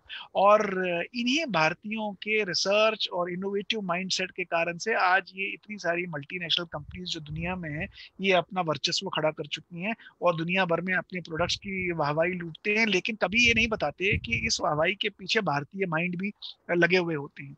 यही नहीं, पिछले 10-12 सालों में भारत का अगर डेटा उठा के आप देख लें, आप हैरान हो जाएंगे कि भारत के अंदर 800 से भी ज्यादा कंपनियों ने अपना research and development centre Bharat में खोले हैं। चाहे चेन्नई जाइए, हैदराबाद जाइए, कोलकाता जाइए, बेंगलुरु जाइए, या दिल्ली जाइए, या गुड़गांव में देखिए, आप हैरान हो जाएंगे कि इन जगहों पे मल्टीनेशनल कंपनीज ने, 800 से भी ज्यादा मल्टीनेशनल कंपनीज ने अपने जो R&D सेंटर्स हैं वो यहाँ पे खोले हुए हैं। और इन R&D सेंटर्स में करते क्या है? कोई लोकल प्रोडक्ट डेवलपमेंट नहीं है, ग्लोबल प्रोडक्ट डेवलपमेंट होती है। और करने वाले कौन है? 4 लाख से भी ज्यादा भारतीय इन सेंटर्स में काम करते हैं भारत के अंदर। ये वो भारतीय हैं जिनके पास टेक्निकल ब्रेन है, जिनके पास इनोवेटिव ब्रेन है, जो कंट्रीब्यूट इन मल्टीनेशनल कंपनीज में करते हैं। तो मेरा कहना ये है कि अगर इन बच्चों की संख्या बढ़ जाए और अगर हमारा शिक्षा व्यवस्था हर एक भारतीय को इनोवेटिव बनाएगा, मुझे लगता है कि एमएनसीज के साथ साथ हम भारत की भी जो डेवलपमेंट है, भारत की जो ग्रोथ है, भारत की जो अपॉर्चुनिटीज हैं, हम उस क्षेत्र में भी बहुत योगदान कर सकते हैं। मैं आपको आप जानते होंगे जैसे दुनिया भर की बड़ी बड़ी कंपनियां हैं, माइक्रोसॉफ्ट है, वहां भी आज सीईओ भारतीय बैठा है, सत्य नडेला। गूगल में जाइए, सुंदर पिचई बैठा हुआ है। लेकिन अगर आप और क्षेत्रों में देखें, जैसे आज ये कंप्यूटर हम चलाते हैं, इसका जो यूएसबी है, ये यूएसबी जिसके अंदर हम कॉपी करके सेव करके कोई चीज रखते हैं, ये यूएसबी को इन्वेंट करने वाला भारतीय था, जिसका नाम था अजय भट्ट। और ऐसे ही आज आप पेंटियम प्रोसेसर, इंटेल, ये जो हम कंप्यूटर यूज करते हैं इसमें प्रोसेसर लगता है, इंटेल का पेंटियम प्रोसेसर लगता है। ये इंटेल का पेंटियम प्रोसेसर इन्वेंट करने वाला विनोद धाम था। इसी प्रकार से जो आज आप याहू मेल, जी मेल इस्तेमाल करते हैं, ऐसे ही हमारे यहाँ हॉटमेल है। हॉटमेल सबसे पहले आया था, तो इस हॉटमेल को बनाने वाला सुधीर भाटिया था। ऐसे ही गूगल का जो सोशल मीडिया नेटवर्क है, उसे विक गडोत्रा ने खड़ा कर दिया। आप किसी भी क्षेत्र में जाएं, हमारे भारतीयों की जो इनोवेटिव माइंडसेट रही है, जो मैंने कहा कि लास्ट टॉप माइल के जो भारतीय थे, वो इन ऑर्गेनाइजेशंस में और हमारे यहाँ जिन्होंने अपनी इन्वेंशंस की। लेकिन मूल रूप से अगर सारी शिक्षा व्यवस्था पूरे पिरामिड को फोकस करती है, हमारे रूरल बेल्ट्स में, हमारे ट्राइबल बेल्ट्स में लाखों करोड़ों बच्चे ऐसे हैं जिनके पास टैलेंट भरा पड़ा है, लेकिन अनफॉर्चुनेटली उनको उन तक ये पहुंचती नहीं थी शिक्षा, क्योंकि या तो हम अंग्रेजी का अनुसरण करते थे या हम लोकल लेवल पर उनको केवल उस रैट रेस में झोंक देते थे, जिसके कारण से वो कभी आगे बढ़ नहीं पाते थे, उनके ड्रॉप आउट्स हाई हो जाते थे। ट्राइबल बेल्ट्स में तो मैं आज देखता हूँ जो ओवरऑल ट्राइबल बेल्ट भारत का है, उसमें केवल मात्र 15-17% बच्चे ही पढ़ाई के क्षेत्र में आ जाते हैं। 80-85% बच्चे आ ही नहीं पाते। तो अब जो नई शिक्षा व्यवस्था होगी, इसमें सबसे बड़ी एक जो मुझे उम्मीद लगती है, उम्मीद की किरण, कि हम सब तक पहुंचेंगे, हमारी जो रीच है वो सब तक पहुंचेगी, और उस कारण से जो टेक्नोलॉजी है, हम उस टेक्नोलॉजी का जो ब्रेन ड्रेन होता था, अब उसका ब्रेन गेन होगा, क्योंकि अब भारत के अंदर जब हर हर लेवल पर उस तरह का माइंडसेट हम डेवलप करने की प्रक्रिया करेंगे, तो मुझे लगता है कि जो आज समस्या हम फेस कर रहे हैं, उस समस्या से शायद हमें छुटकारा मिलेगा। साथ साथ में जो अब भारत की जो एक क्रेडिबिलिटी दुनिया भर में बन रही है, और चाइना की क्रेडिबिलिटी दिन प्रतिदिन डाउन होती जा रही है उसके अपने हरकतों के कारण से, उसके कारण से भी भारत की और बहुत सारी ऑर्गेनाइजेशंस अब रुक कर रही हैं। मैं पिछले 1 महीने से लोगों से पूछ रहा हूँ कि ऑर्डर की स्थिति क्या है, तो मैन्युफैक्चरिंग में मुझे बताते हैं कि जो इंटरनेशनल कंपनीज हैं वो भारत में अपना ऑर्डर नंबर को बढ़ाना चाहती हैं और मैन्युफैक्चरिंग को शिफ्ट करना चाहती हैं भारत। लेकिन उसके लिए जो मैन्युफैक्चरिंग मॉडल यहाँ पे चाहिए वो भी टेक्नोलॉजी से परिपेक्ष चाहिए, क्योंकि आज आईओटी की बहुत बड़ी ज़रूरत है, आज आर्टिफिशियल इंटेलिजेंस की बहुत बड़ी ज़रूरत है प्रोडक्शन सिस्टम को इम्प्रोवाइज करने का। तो इस टेक्नोलॉजी को किस प्रकार से इस्तेमाल में लाना, और इसके लिए हमारे यहाँ पे कुशल युवा मिले, हमें उस प्रकार के कौशल के अंदर भी अपने बच्चों को ट्रेन करना है। परंतु हमें इन टेक्नोलॉजीज का इस्तेमाल यहाँ भी देखना है कि ये हमारे रिमोट एरियाज में कैसे उन क्षेत्रों में हमें हेल्प कर सकती है। जैसे हेल्थ केयर है, आज हेल्थ केयर की रीच हमारे लास्ट माइल तक नहीं है, परंतु अगर टेक्नोलॉजी का इस्तेमाल किया जाए तो लास्ट माइल तक हमारी हेल्थ केयर का सिस्टम पहुंचाया जा सकता है।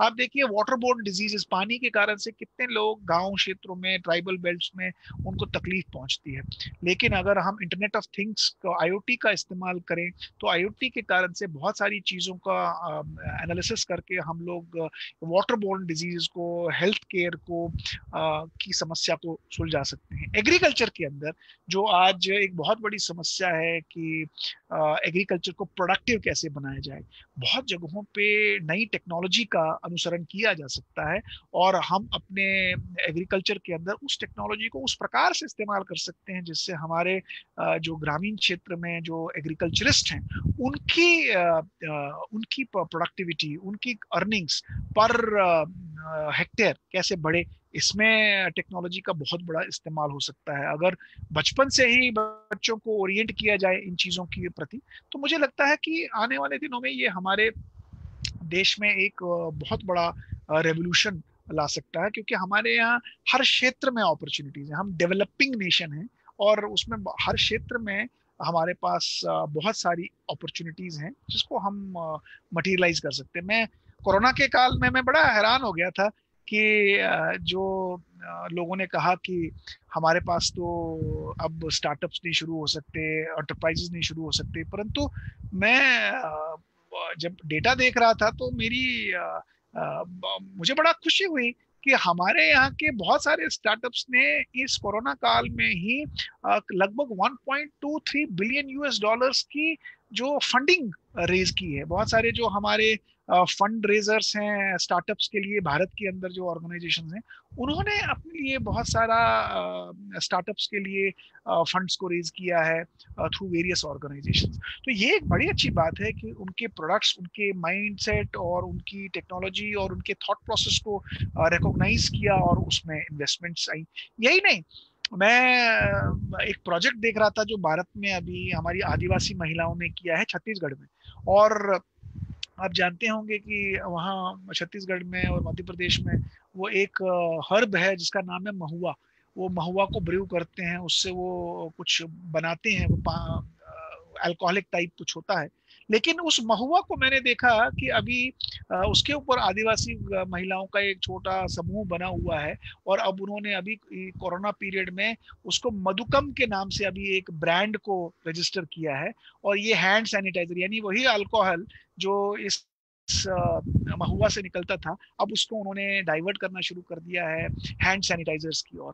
तो यानी ये कौशल, अगर देखिए, ये कौशल अगर हम अपने ट्राइबल्स तक, एग्रीकल्चरिस्ट तक, हर क्षेत्र में कहीं ना कहीं अपॉर्चुनिटी है, इन लोगों तक पहुंचाएं, तो मुझे लगता है कि जो पोटेंशियल है काम करने का, लाइवलीहुड का, वो बहुत बहुत ऊपर है। स्पेस टेक्नोलॉजी में हमारी जो आदरणीय फाइनेंस मिनिस्टर हैं निर्मला सीतारमन जी, उन्होंने बहुत अच्छी अनाउंसमेंट की जिसमें प्राइवेट सेक्टर का जो रोल है, पहले हमारे एमएनसीज आते थे, लेकिन अब भारत की ऑर्गेनाइजेशंस को स्पेस प्रोग्राम में ज्यादा अपॉर्चुनिटीज मिलेगी, डिफेंस में बहुत सारी अपॉर्चुनिटीज मिलेंगी। तो इस क्षेत्र में जो लोकल लेवल पर जो कैपेबिलिटीज हैं, उसमें जो स्किल सेट्स की आवश्यकता होगी, क्योंकि अब इसरो जैसी ऑर्गेनाइजेशन में आज अगर उस कंपनी को ग्रो करना है तो उस लेवल की टेक्नोलॉजी, उस लेवल का स्किल, उस लेवल का ब्रेन हमारे युवाओं ने, हमारे ऑर्गेनाइजेशन ने लाना है।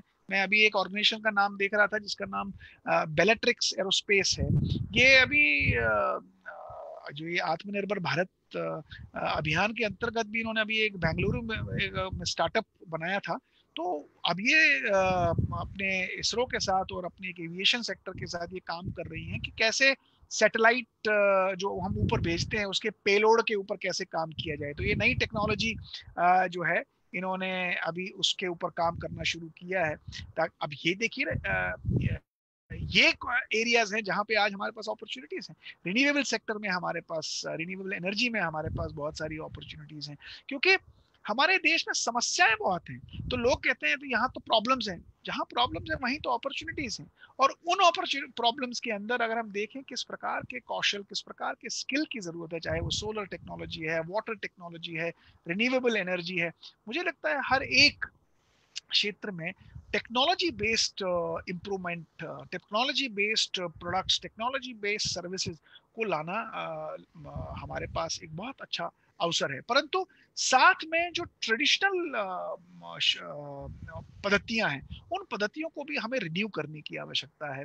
और उन पद्धतियों में मुझे लगता है कि लॉन्ग टर्म पर्सपेक्टिव से बहुत फायदा हो सकता है देश को। परंतु उनको एस्टैब्लिश करने के लिए हाँ, जो सरकार की एक बहुत बड़ी जिम्मेवारी भी है कि वो उनको कैसे सपोर्ट करे, क्योंकि जो पारंपरिक पद्धतियां हैं उनको प्रोटेक्ट करना, उनको सेव करना और उनको इनक्यूरेट करना, ये एक टफ काम है, क्योंकि लोगों का इसमें ज्यादा मन नहीं होता, लोगों को उसमें फायदा दिखता नहीं। तो इसलिए शुरुआती दौर में इनको सपोर्ट करना बहुत जरूरी है ताकि हम उसके फायदे फिर से री एस्टैब्लिश कर सकें और उसके प्रति लोगों का इंटरेस्ट बढ़े।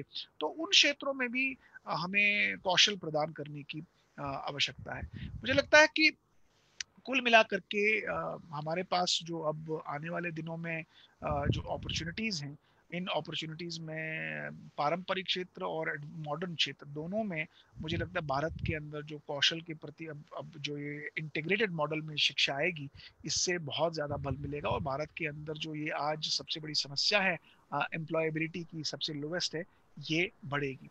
साथ ही मैं दो तीन चीजें और बताऊंगा कि रिकॉग्निशन ऑफ प्रायर लर्निंग का मॉडल भी अब भारत में अब एस्टेब्लिश होने लगा है, जिसमें जिनके पास पूर्व अनुभव है परंतु सर्टिफिकेट नहीं है, तो रिकॉग्निशन ऑफ प्रायर लर्निंग के द्वारा वो अब अपने पूर्व अनुभव को एक सर्टिफिकेशन के मॉडल में ला सकते हैं, ताकि उनको भी किसी लेवल की क्वालिफिकेशन मिल जाए और उनको भी समाज के अंदर प्रतिष्ठा मिले और उस प्रतिष्ठा से वो अपने काम को और बल दें और नई चीजें भी सीखें। ये भी एक बहुत अच्छी योजना है भारत के अंदर। और साथ में जो अप्रेंटिसशिप मॉडल है, इस अप्रेंटिसशिप मॉडल को और हर राज्य ने बल देना है, क्योंकि अप्रेंटिसशिप के आधार पर ही एक बच्चे की जो लर्निंग है उसको स्किलिंग में कन्वर्ट किया जा सकता है अच्छी तरह से। तो उसमें इंडस्ट्रीज को एंगेज करना, यूनिवर्सिटीज का काम सबसे बड़ा इंपॉर्टेंट है, कैसे इंडस्ट्रीज को एंगेज करें, करिकुलम बनाएं और बाद में उन इंडस्ट्रीज में बच्चों को अप्रेंटिसशिप करने का मौका मिले, तभी जाके स्किलिंग में जो है वो बहुत ज्यादा उनकी ग्रोथ हो सकती है और वो समाज के लिए कल्याणकारी साबित हो सकते हैं। तो मुझे लगता है मैंने बहुत ज्यादा समय लिया है, मैं अपनी वाणी को यहाँ पे विराम दूंगा, क्योंकि ये सब्जेक्ट इतना बड़ा है कि मैं बोलता जाऊंगा और उसका कोई अंत नहीं है। परंतु मैं अपनी वाणी को यहाँ विराम देता हूँ, और अगर मेरे से कोई त्रुटि हो गई हो तो मैं एक बार पुनः उसके लिए क्षमा याचना करता हूँ। बहुत बहुत धन्यवाद, आपने मुझे बोलने का एक मौका दिया। धन्यवाद राजेंद्र जी। सर, कोई किसी का कुछ प्रश्न रहे तो अभी पूछ सकते हैं, इसीलिए हम एक कुल मिला के अभी 7:05 हो गए। अगर 15 मिनट में कुछ प्रश्न आप रहे तो पूछ सकते हैं। जो प्रश्न पूछना है वो तो हैंड रेज करिए, अब हम उसको बुलाएंगे। जगदीश्वर राव, हिंदुस्तान शिपयार्ड और all India vice president from Visakhapatnam, please start. ये जगदीश्वर अनम्यूट कर, हाँ प्लीज। नमस्कार जी। नमस्कार।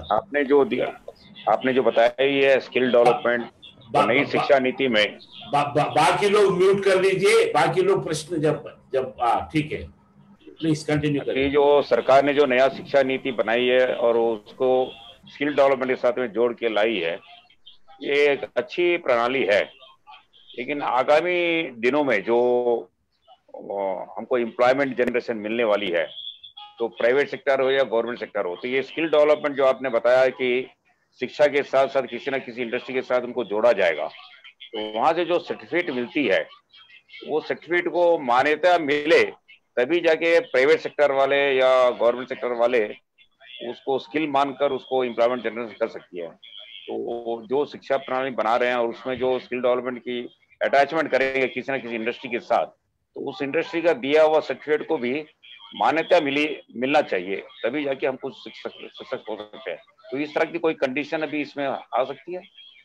आपका बहुत ही अच्छा प्रश्न है। ये आज एक बहुत बड़ी समस्या है शिक्षा, वोकेशनल एजुकेशन के वर्ल्ड में, कि जो भारत सरकार ने प्रधानमंत्री कौशल विकास योजना के अंतर्गत आज जो कार्यक्रम चलाए हैं, उसमें शॉर्ट टर्म प्रोग्राम्स हैं जो 300 घंटे से लेके 600 घंटे तक के कार्यक्रम होते हैं, उसमें जो सर्टिफिकेशन उनको मिलती है, उस सर्टिफिकेशन की इंडस्ट्री में रिकॉग्निशन, ये एक बहुत बड़ा मुद्दा है।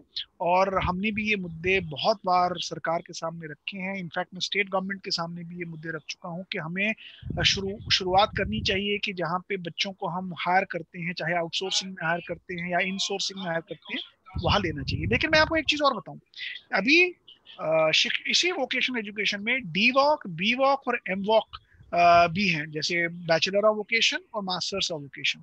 दोनों कोर्सेज को यूजीसी ने मान्यता दी है और इस नई शिक्षा नीति में बीवॉक और एमवॉक का वर्णन है। और मुझे लगता है आने वाले दिनों में इसके प्रति जागरूकता बढ़ेगी।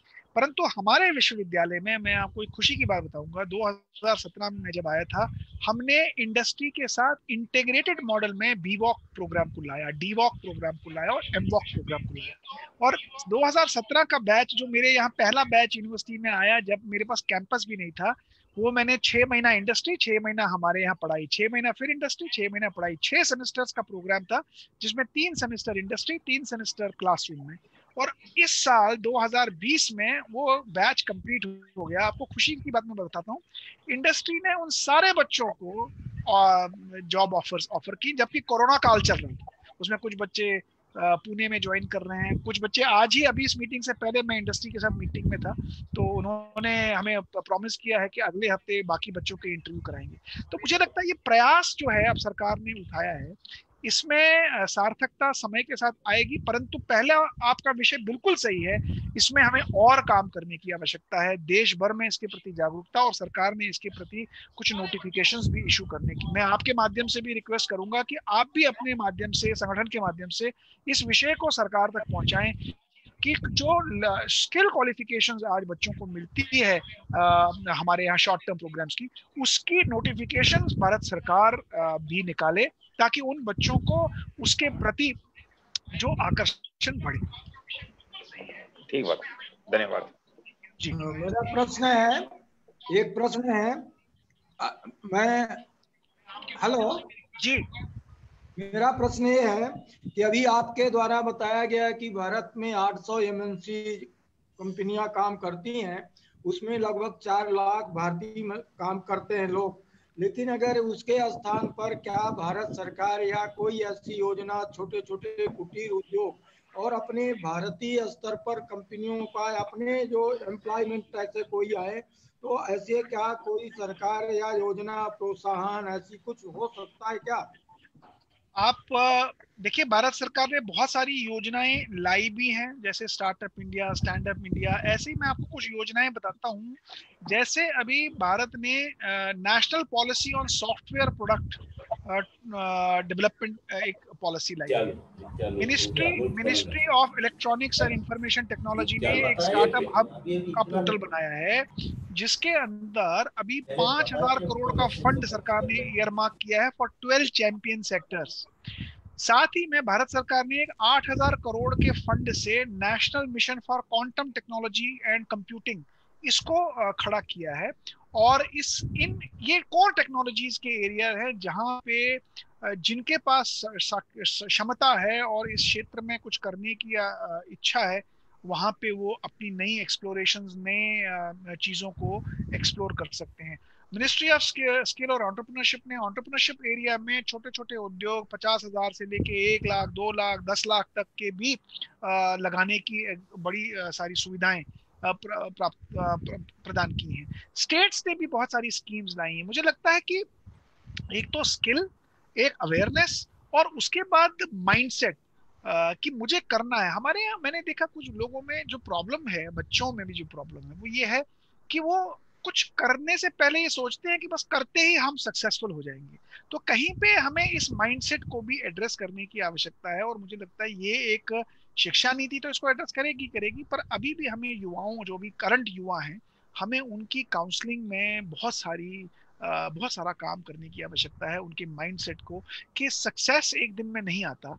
सक्सेस को लाने के लिए बहुत हार्डवर्क करना पड़ता है, फेलियर्स के थ्रू गुजरना पड़ता है।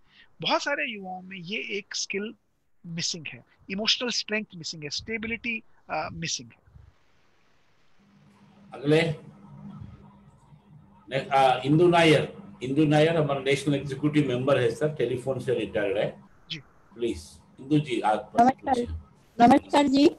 सर, आपने जैसे कहा कि 11वीं कक्षा में सब्जेक्ट चूज करने की आजादी होगी, वो क्या मार्क्स के आधार पे होगी? क्योंकि कई बच्चे रटाफिकेशन में मार्क्स तो ले आते हैं, लेकिन कुछ बच्चे मार्क्स ना लाके, लेकिन उनका जो मेंटल आईक्यू होता है वो बहुत अच्छा होता है। तो किस बेस पे सब्जेक्ट चूज करने का रहेगा? अभी सरकार ने एक national committee for integration of vocational education NCIVE की घोषणा की है इस स्कीम के अंतर्गत। ये कमिटी अगले कुछ महीनों में किस प्रकार से इसको इंटीग्रेट करना है और मल्टी डिसिप्लिनरी मॉडल कैसे बनाना है, इसके ऊपर अपना प्रस्ताव सरकार में रखेगी, और उसके बाद उसके आधार पर काम होगा।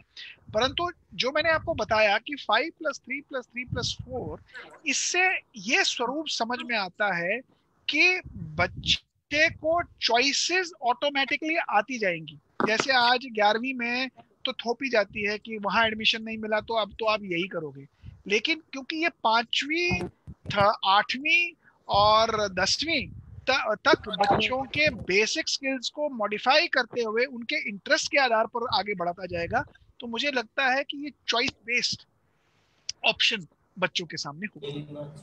Very nice sir, thank you. Neeta Chaube वो नागपुर से बीएमएस का नेशनल सेक्रेटरी और ट्रांसपोर्ट में काम कर जी। नीता जी नमस्कार। नमस्कार। ये नई शिक्षा नीति जो अब हम ला रहे हैं उसके बारे में हम लोग बहुत सब आशावादी है। क्या इससे स्वयं रोजगार अच्छी मात्रा में बढ़ने लगेगा? आज जो हम अनएम्प्लॉयमेंट का जो प्रॉब्लम है वो धीरे धीरे खत्म हो जाएगा और ये नई शिक्षा पद्धति का अच्छा परिणाम दिखने के लिए अंदाज से कितना समय लगेगा? क्योंकि हम भी बहुत इसके लिए बहुत उत्सुक है कि कैसे इसके परिणाम रहेंगे और कितने अच्छे रिजल्ट आएंगे और ये बेरोजगारी की वजह से जो आत्महत्या भी हो रही है वो भी कैसे कम होगी। नमस्कार। आपने बहुत बढ़िया सवाल पूछा। जो मेरा व्यक्तिगत विचार है, कोई भी टेक्टोनिक शिफ्ट जब किसी स्ट्रैटेजी में आता है तो उसका परिणाम कम से कम 5 से 10 साल किसी भी ऑर्गेनाइजेशन में लगते हैं। मुझे लगता है भारत में ये एक टेक्टोनिक शिफ्ट है, ये पैराडाइम शिफ्ट है, और अगर इसको धरातल पर जिस विचार के साथ इसको प्रस्तुत किया गया है और कैबिनेट ने पारित किया है, अगर उस विचार को उसी हिसाब से धरातल पर उतारा गया और एग्जीक्यूट किया गया, मेरा व्यक्तिगत मानना है, मेरा जो अपना अनुभव है, 5 से 10 साल में भारत कंप्लीटली बदलेगा। भारत के जो इकोनॉमिक इंडिकेटर्स हैं, एम्प्लॉयमेंट इंडिकेटर्स हैं, लाइवलीहुड इंडिकेटर्स हैं, ये सब इंडिकेटर्स बदलेंगे। परंतु इसके लिए एक सफल एग्जीक्यूशन की आवश्यकता है, ऐसे लोगों की आवश्यकता है जो पैशनेटली इसको डिप्लॉय करें। बहुत बहुत अच्छा सर, धन्यवाद सर। नमस्कार जी। नमस्कार जी। नमस्कार जी। मेरी आवाज आ रही है? रंजन साहब बात करिए। नमस्कार जी, बताइए जी।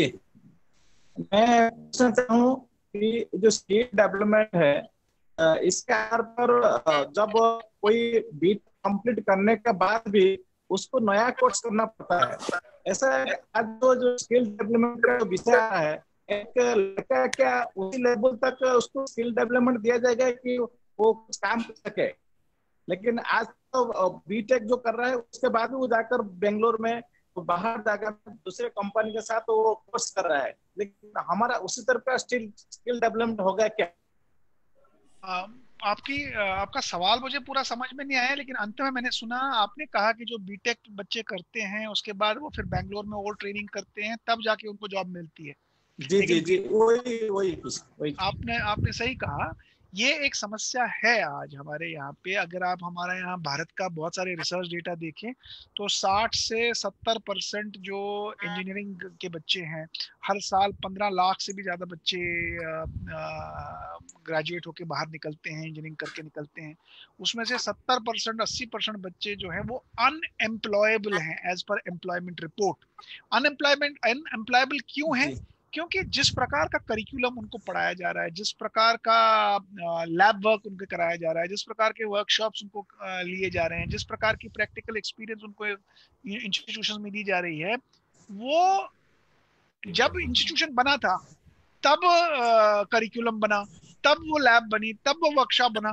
पिछले 10-12 सालों में, 15 सालों में दुनिया बदल गई, इंडस्ट्री बदल गई, इंडस्ट्री की ऑटोमेशन बदल गई, इंडस्ट्री का सिस्टम बदल गया, लेकिन वो इंस्टीट्यूशन, वो कॉलेज, वो यूनिवर्सिटी का करिकुलम नहीं बदला, उसका पढ़ाने का तरीका नहीं बदला, टीचर की अपग्रेडेशन नहीं हुई। टीचर ने कभी ये नहीं देखा कि इंडस्ट्री के अंदर क्या बदल रहा है, तो वर्कशॉप नहीं बदला। कंप्यूटर आज भी आपको माइक्रोसॉफ्ट 5 या 7 या 8 या 9 चलाते हैं, माइक्रोसॉफ्ट 10 आज चलता है।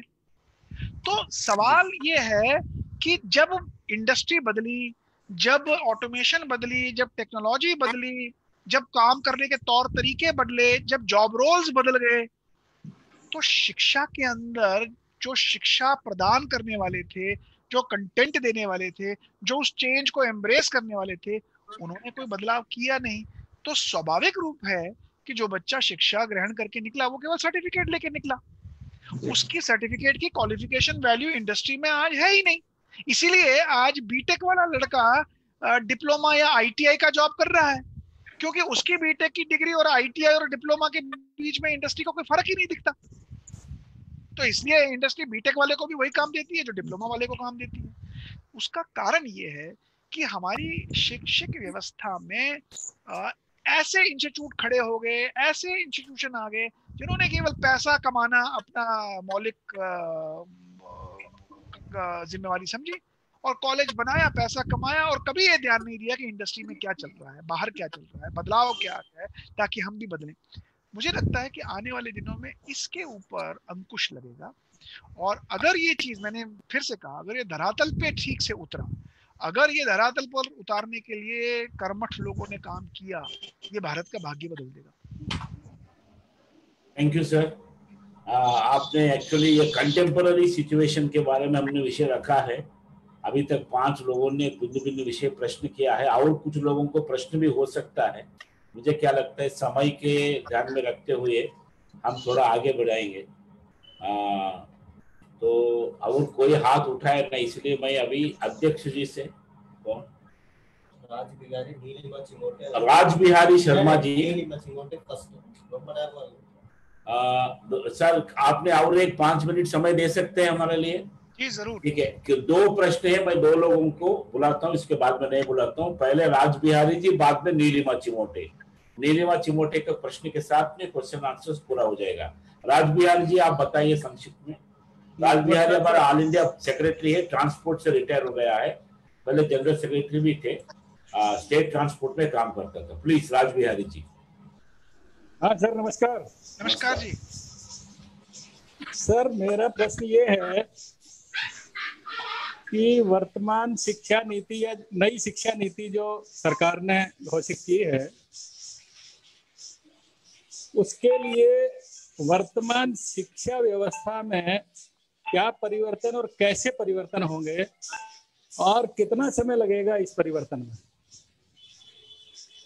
देखिए, सरकार ने मोटे रूप से, मैं आपको बताऊं, सरकार ने जो बड़े मोटे परिवर्तन किए हैं, पहला परिवर्तन तो ये है कि सरकार ने कहा कि 3% से हम 6% पे जीडीपी स्पेंड करेंगे शिक्षा के ऊपर। ये बहुत बड़ा परिवर्तन है। दूसरा जो टारगेट सरकार ने रखा अपने सामने, वो है कि 2035 तक हमें जनरल एनरोलमेंट रेशो को, जो अभी करंट 26-27% पे है, उसको हमें 50% पे लेके आना है। तीसरा सबसे बड़ा लक्ष्य रखा है कि 2025 तक हमारा जो आज 5-6% स्किल्ड रिसोर्सेज है इंडिया में, इसको 50% पे लेके जाना। चौथा सबसे बड़ा लक्ष्य रखा है कि हमें 3 लैंग्वेज में, यानी 1 मदर टंग लोकल लैंग्वेज और 1 एनी अदर लैंग्वेज के आधार पर शिक्षा को ऑफर करना है। पांचवा जो सबसे बड़ा शिफ्ट आया है वो है कि हमें मल्टी डिसिप्लिनरी शिक्षा प्रदान करनी है। ये लीनियर शिक्षा नहीं, हॉरिजॉन्टल शिक्षा देनी है। और छठा सबसे बड़ा वो है flexible entry and exit system in the education. ये बहुत बड़े परिवर्तन हैं शिक्षा में, और अगर ये परिवर्तन सफल रूप से लगाए गए, मुझे लगता है कि ये हमें बहुत बड़े बदलाव की ओर लेके जाएंगे। मैं अभी उदाहरण देता हूँ, एग्रीकल्चर में हमारे यहाँ बच्चे जो पढ़ते हैं ड्यूअल मॉडल में, अभी हम लोग कोशिश ये कर रहे हैं कि बहुत सारे लोगों के पास ज़मीनें थी जो उन्होंने इस्तेमाल नहीं की, फार्म हाउसेज में बनाए थे लेकिन कन्वर्ट नहीं किए। हम अभी एक नाबार्ड के साथ एक प्रोजेक्ट कर रहे हैं हमारी यूनिवर्सिटी, और उसमें क्या कर रहे हैं हम, जो हमारे एग्रीकल्चर के बच्चे हैं जो अभी फार्म हाउसेज में काम कर रहे थे, पढ़ाई कर रहे थे, अब वापस आ गए हैं, हम उन्हें 1-1 एकड़ के फार्म्स के ऊपर एक एक्सपेरिमेंट कर रहे हैं कि 10-15 मेंबर्स बनाइए, उनसे आप फंडिंग ले लीजिए जो अर्बन एरियाज में हैं, और आप इन 1-1 एकड़ के जमीनों पे डेयरी और एग्रीकल्चर, नेचुरल फार्मिंग को जो आपने सीखा है उसको लगाइए। और ये जो मेंबरशिप हम उनको हेल्प कर रहे हैं लाने में, उससे उनके पास कॉर्पस खड़ा होगा, उस कॉर्पस से वो इस काम को शुरू करेंगे और मुझे उम्मीद है वो अगले साल 1.5 साल के अंदर एक बहुत अच्छी आय यहाँ से निकालेंगे। हम ऐसे लोगों को ढूंढ रहे हैं जो ये जमीनें हमारे बच्चों को दें और वो 1 साल 2 साल 3 साल में इस मॉडल को स्थापित करेंगे। तो मुझे लगता है कि ये सस्टेनेबल मॉडल्स हैं, क्योंकि खाना पीना, दूध, एग्रीकल्चर, ये लॉन्ग टर्म चीजें हैं और ये हमारी स्ट्रेंथ भी है। और अगर हम इन क्षेत्रों में बच्चों को कुशलता, कौशल प्रदान करें, इनके प्रति आकर्षण प्रदान करें, इनमें अर्निंग की अपॉर्चुनिटीज प्रदान करें, मुझे लगता है कि ये जो व्यवस्था है, ये व्यवस्था बहुत सफल होगी। और यही शिक्षा नीति नई करने वाली है कि आपको रुचि अनुसार आपकी इंटरेस्ट को क्रिएट करके आपको आगे ले जाएगी। नेक्स्ट नीलिमा चिमोटे जी, आखिरी प्रश्न है। नीलिमा चिमोटे जी स्टेट गवर्नमेंट एम्प्लॉई है महाराष्ट्र में, बीएमएस का नेशनल एग्जीक्यूटिव मेंबर में है। पिछले 2 साल से इंटरनेशनल लेबर ऑर्गेनाइजेशन में एक एडवाइजर नाते वो जा रही है, डिफरेंट नेशनल सेमिनार्स में पार्टिसिपेट किया है। नीलिमा जी प्रश्न पूछिए। नमस्ते सर जी। वैसे भी मेरे 2 प्रश्न ये थे, उसका आंसर थोड़ा थोड़ा पहले 2 वक्ताओं के लिए आपने दे दिया था कि शिक्षा भी देश को विकसित करने में एक अहम भूमिका निभाती है। तो इसका और ये विकसित होने में कितना टाइम लगेगा, इसका भी मुझे आंसर मिला है। लेकिन जैसे कि हमारे पास बच्चे तो है, लेकिन शिक्षा देने के लिए, कौशल्य शिक्षा देने के लिए अगर उतना एक्सपर्टाइज हमारे पास नहीं होगा तो ये कैसे हम लोग कर पाएंगे? ये थोड़ा एक मुझे जानना था कि इसके लिए कुछ सरकार ने कितना व्यवस्था की और क्या किया है, ये क्या आप हमें बता सकते हैं? धन्यवाद। आपने बहुत सही सवाल पूछा है कि अगर टीचर्स ही नहीं होंगे तो पढ़ाया कैसे जाएगा।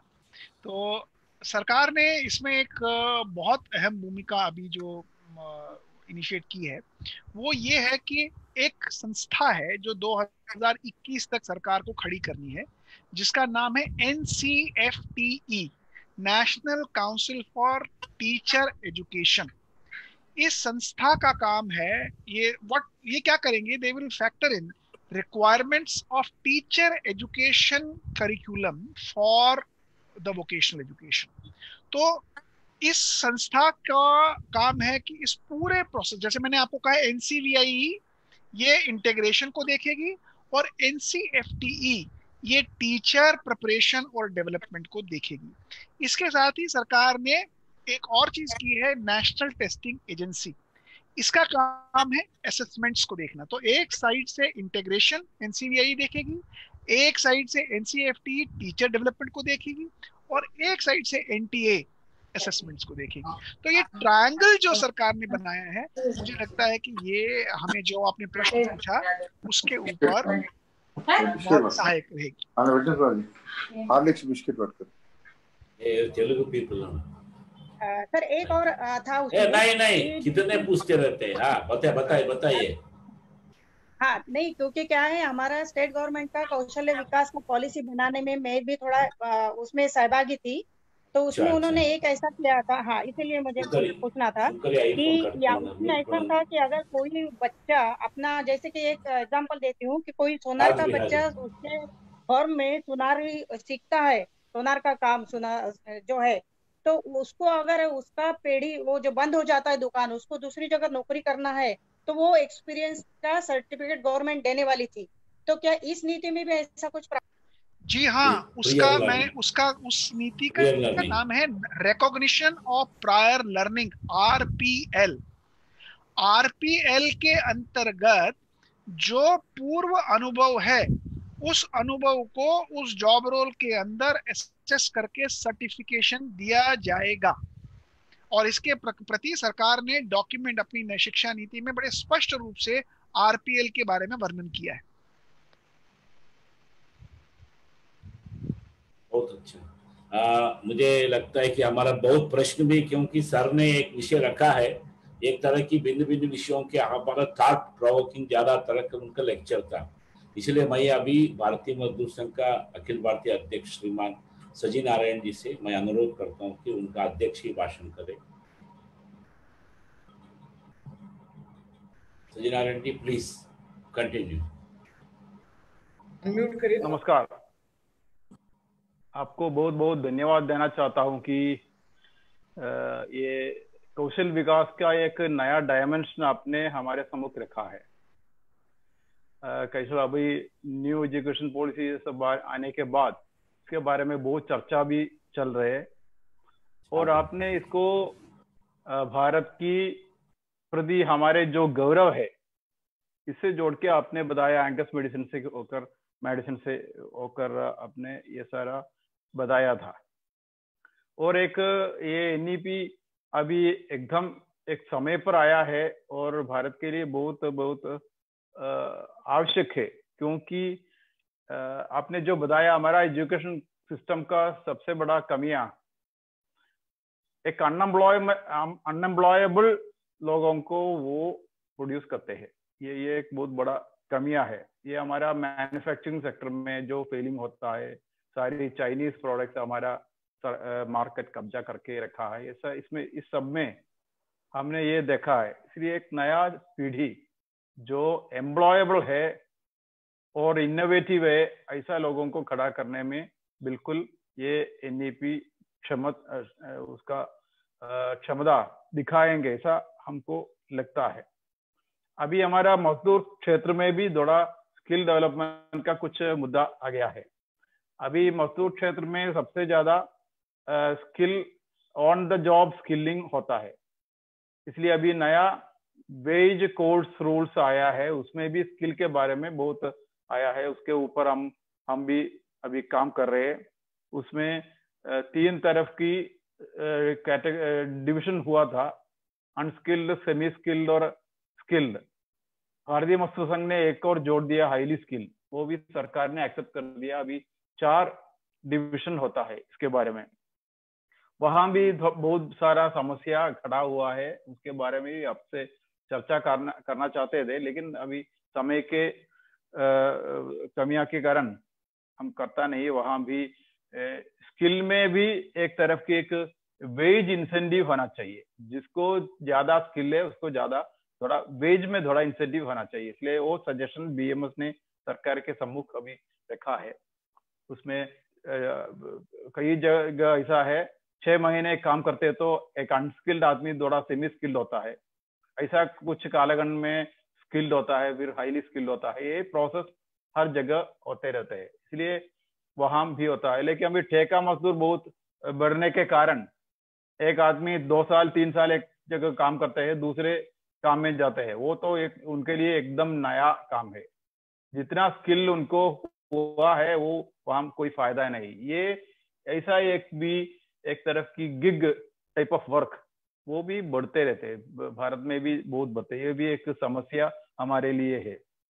उसी तरह ये वेज रूल्स में सरकार ने एक प्रयास किया स्किल को कैटेगराइज करने के लिए। जितना स्किल देश में है वो उस सबसे बड़ा विवादीय स्किल कैटेगराइजेशन अभी हो चुका है। देश में कई स्किल उस पर छूट गया है, वो भी हमारे लिए बहुत बड़ा मुद्दा है। ऐसा स्किल के प्रति बहुत बड़ा चर्चा अभी बीएमएस में चल रही। बिल्कुल उसी विषय के ऊपर भी आपका बहुत बहुत हमारे कंसल्टेशन, आपका गाइडेंस सब हमको चाहिए। इसलिए ये कम समय में आपका बहुत बढ़िया मार्गदर्शन हमको मिला है। इसके लिए आपको भारतीय मजदूर संघ की ओर से मैं बहुत धन्यवाद आपको देता हूँ। नमस्कार जी। बहुत अच्छा हुआ। ब्रजेश उपाध्याय जी है। ब्रजेश जी, आप वोट ऑफ थैंक्स बोलिए। मैं इसका पहले केवल एक समाचार देता हूँ। अभी फेसबुक में 8764 मेंबर्स व्यूअर्स अभी है, तो एक हमारा पहला विषय बहुत अच्छा रेस्पॉन्स हुआ है ना, और 1640 एंगेजमेंट्स हो रहा है, तो ये विषय अच्छा है। इसके बाद करके आप वोट ऑफ थैंक्स ऑफर करिए डॉक्टर। इसके अलावा न्यूज भारती भी दूसरे ट्यूब में चलाते हैं। न्यूज भारत के वो भी डायरेक्ट टेलीकास्ट कर रहे हैं हमारे इस प्रोग्राम को। प्लीज ब्रजेश उपाध्याय। जैसा हमने प्रारंभ में निवेदन किया था, इस जन्म शताब्दी वर्ष में ऐसे कुछ महत्व के विषय जिन पर वर्षों से चर्चा थी और अपेक्षा थी, उसके एक महत्वपूर्ण विषय आज हम सभी लोगों ने श्रीमान राज नेहरू जी से सुना है, जब विषय का प्रस्तावना हम कर रहे थे तो एक अलग प्रकार की जिज्ञासा थी, लेकिन अभी सारी प्रस्तुति आने के बाद मुझे लगता है कि पूरा ऑडियंस जो अभी यहाँ प्रत्यक्ष जूम पर जुड़े हैं, और एक बहुत आनंद का विषय है कि 8000 से अधिक लोग फेसबुक लाइव पर इस समय कनेक्ट हैं।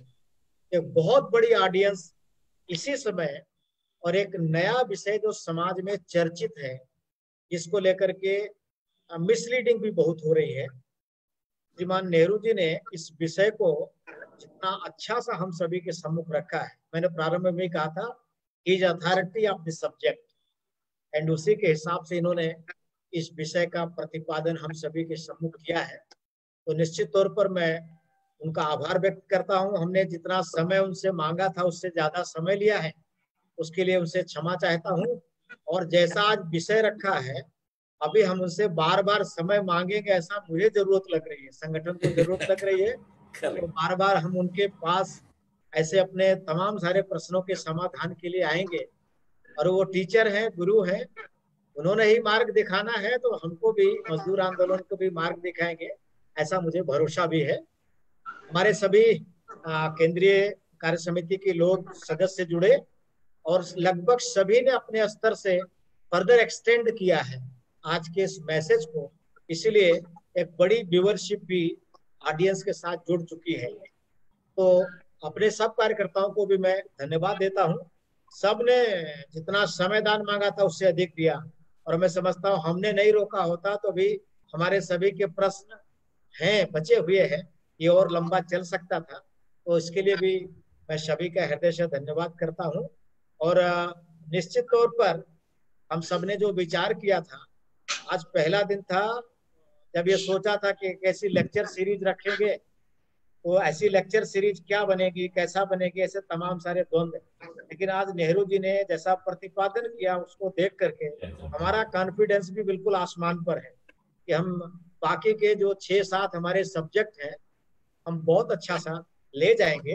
और अपने यहाँ उपस्थित सभी जो व्यूअरशिप है यूट्यूब पर, फेसबुक पर, और अभी जो जूम पर जुड़े हैं, उन सबको मैं निवेदन करना चाहूंगा कि हमारे जो रोज के लेक्चर्स हैं वो ऐसे ही उपयोगी होंगे हम सभी के लिए, ऐसे ही बहुत मतलब के होंगे।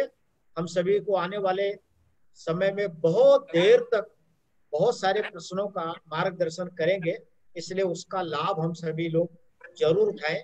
ये व्यूअरशिप और एक्सटेंड हो, ये आज के सक्सेसफुल लेक्चर का हमको प्रतिशत जैसा रहेगा, इसलिए सभी अपने अपने स्तर पर इसका प्रयास करें। करोड़ों में भारतीय मजदूर संघ की मेंबरशिप और सदस्यता है, हम अभी हजारों तक पहुंचे हैं। हम सभी ने अपने अपने स्थान पर प्रयत्न करना है, इस टेक्नोलॉजी का लाभ लेते हुए हम बड़े पैमाने पर सबको इसके साथ जोड़ पाए। हृदय से आभार व्यक्त करते हुए सभी का, ये आज का जो सब्जेक्ट था ये पूरा होता है ऐसा मैं घोषणा करता हूँ। बहुत बहुत धन्यवाद सभी का, सभी को नमस्कार।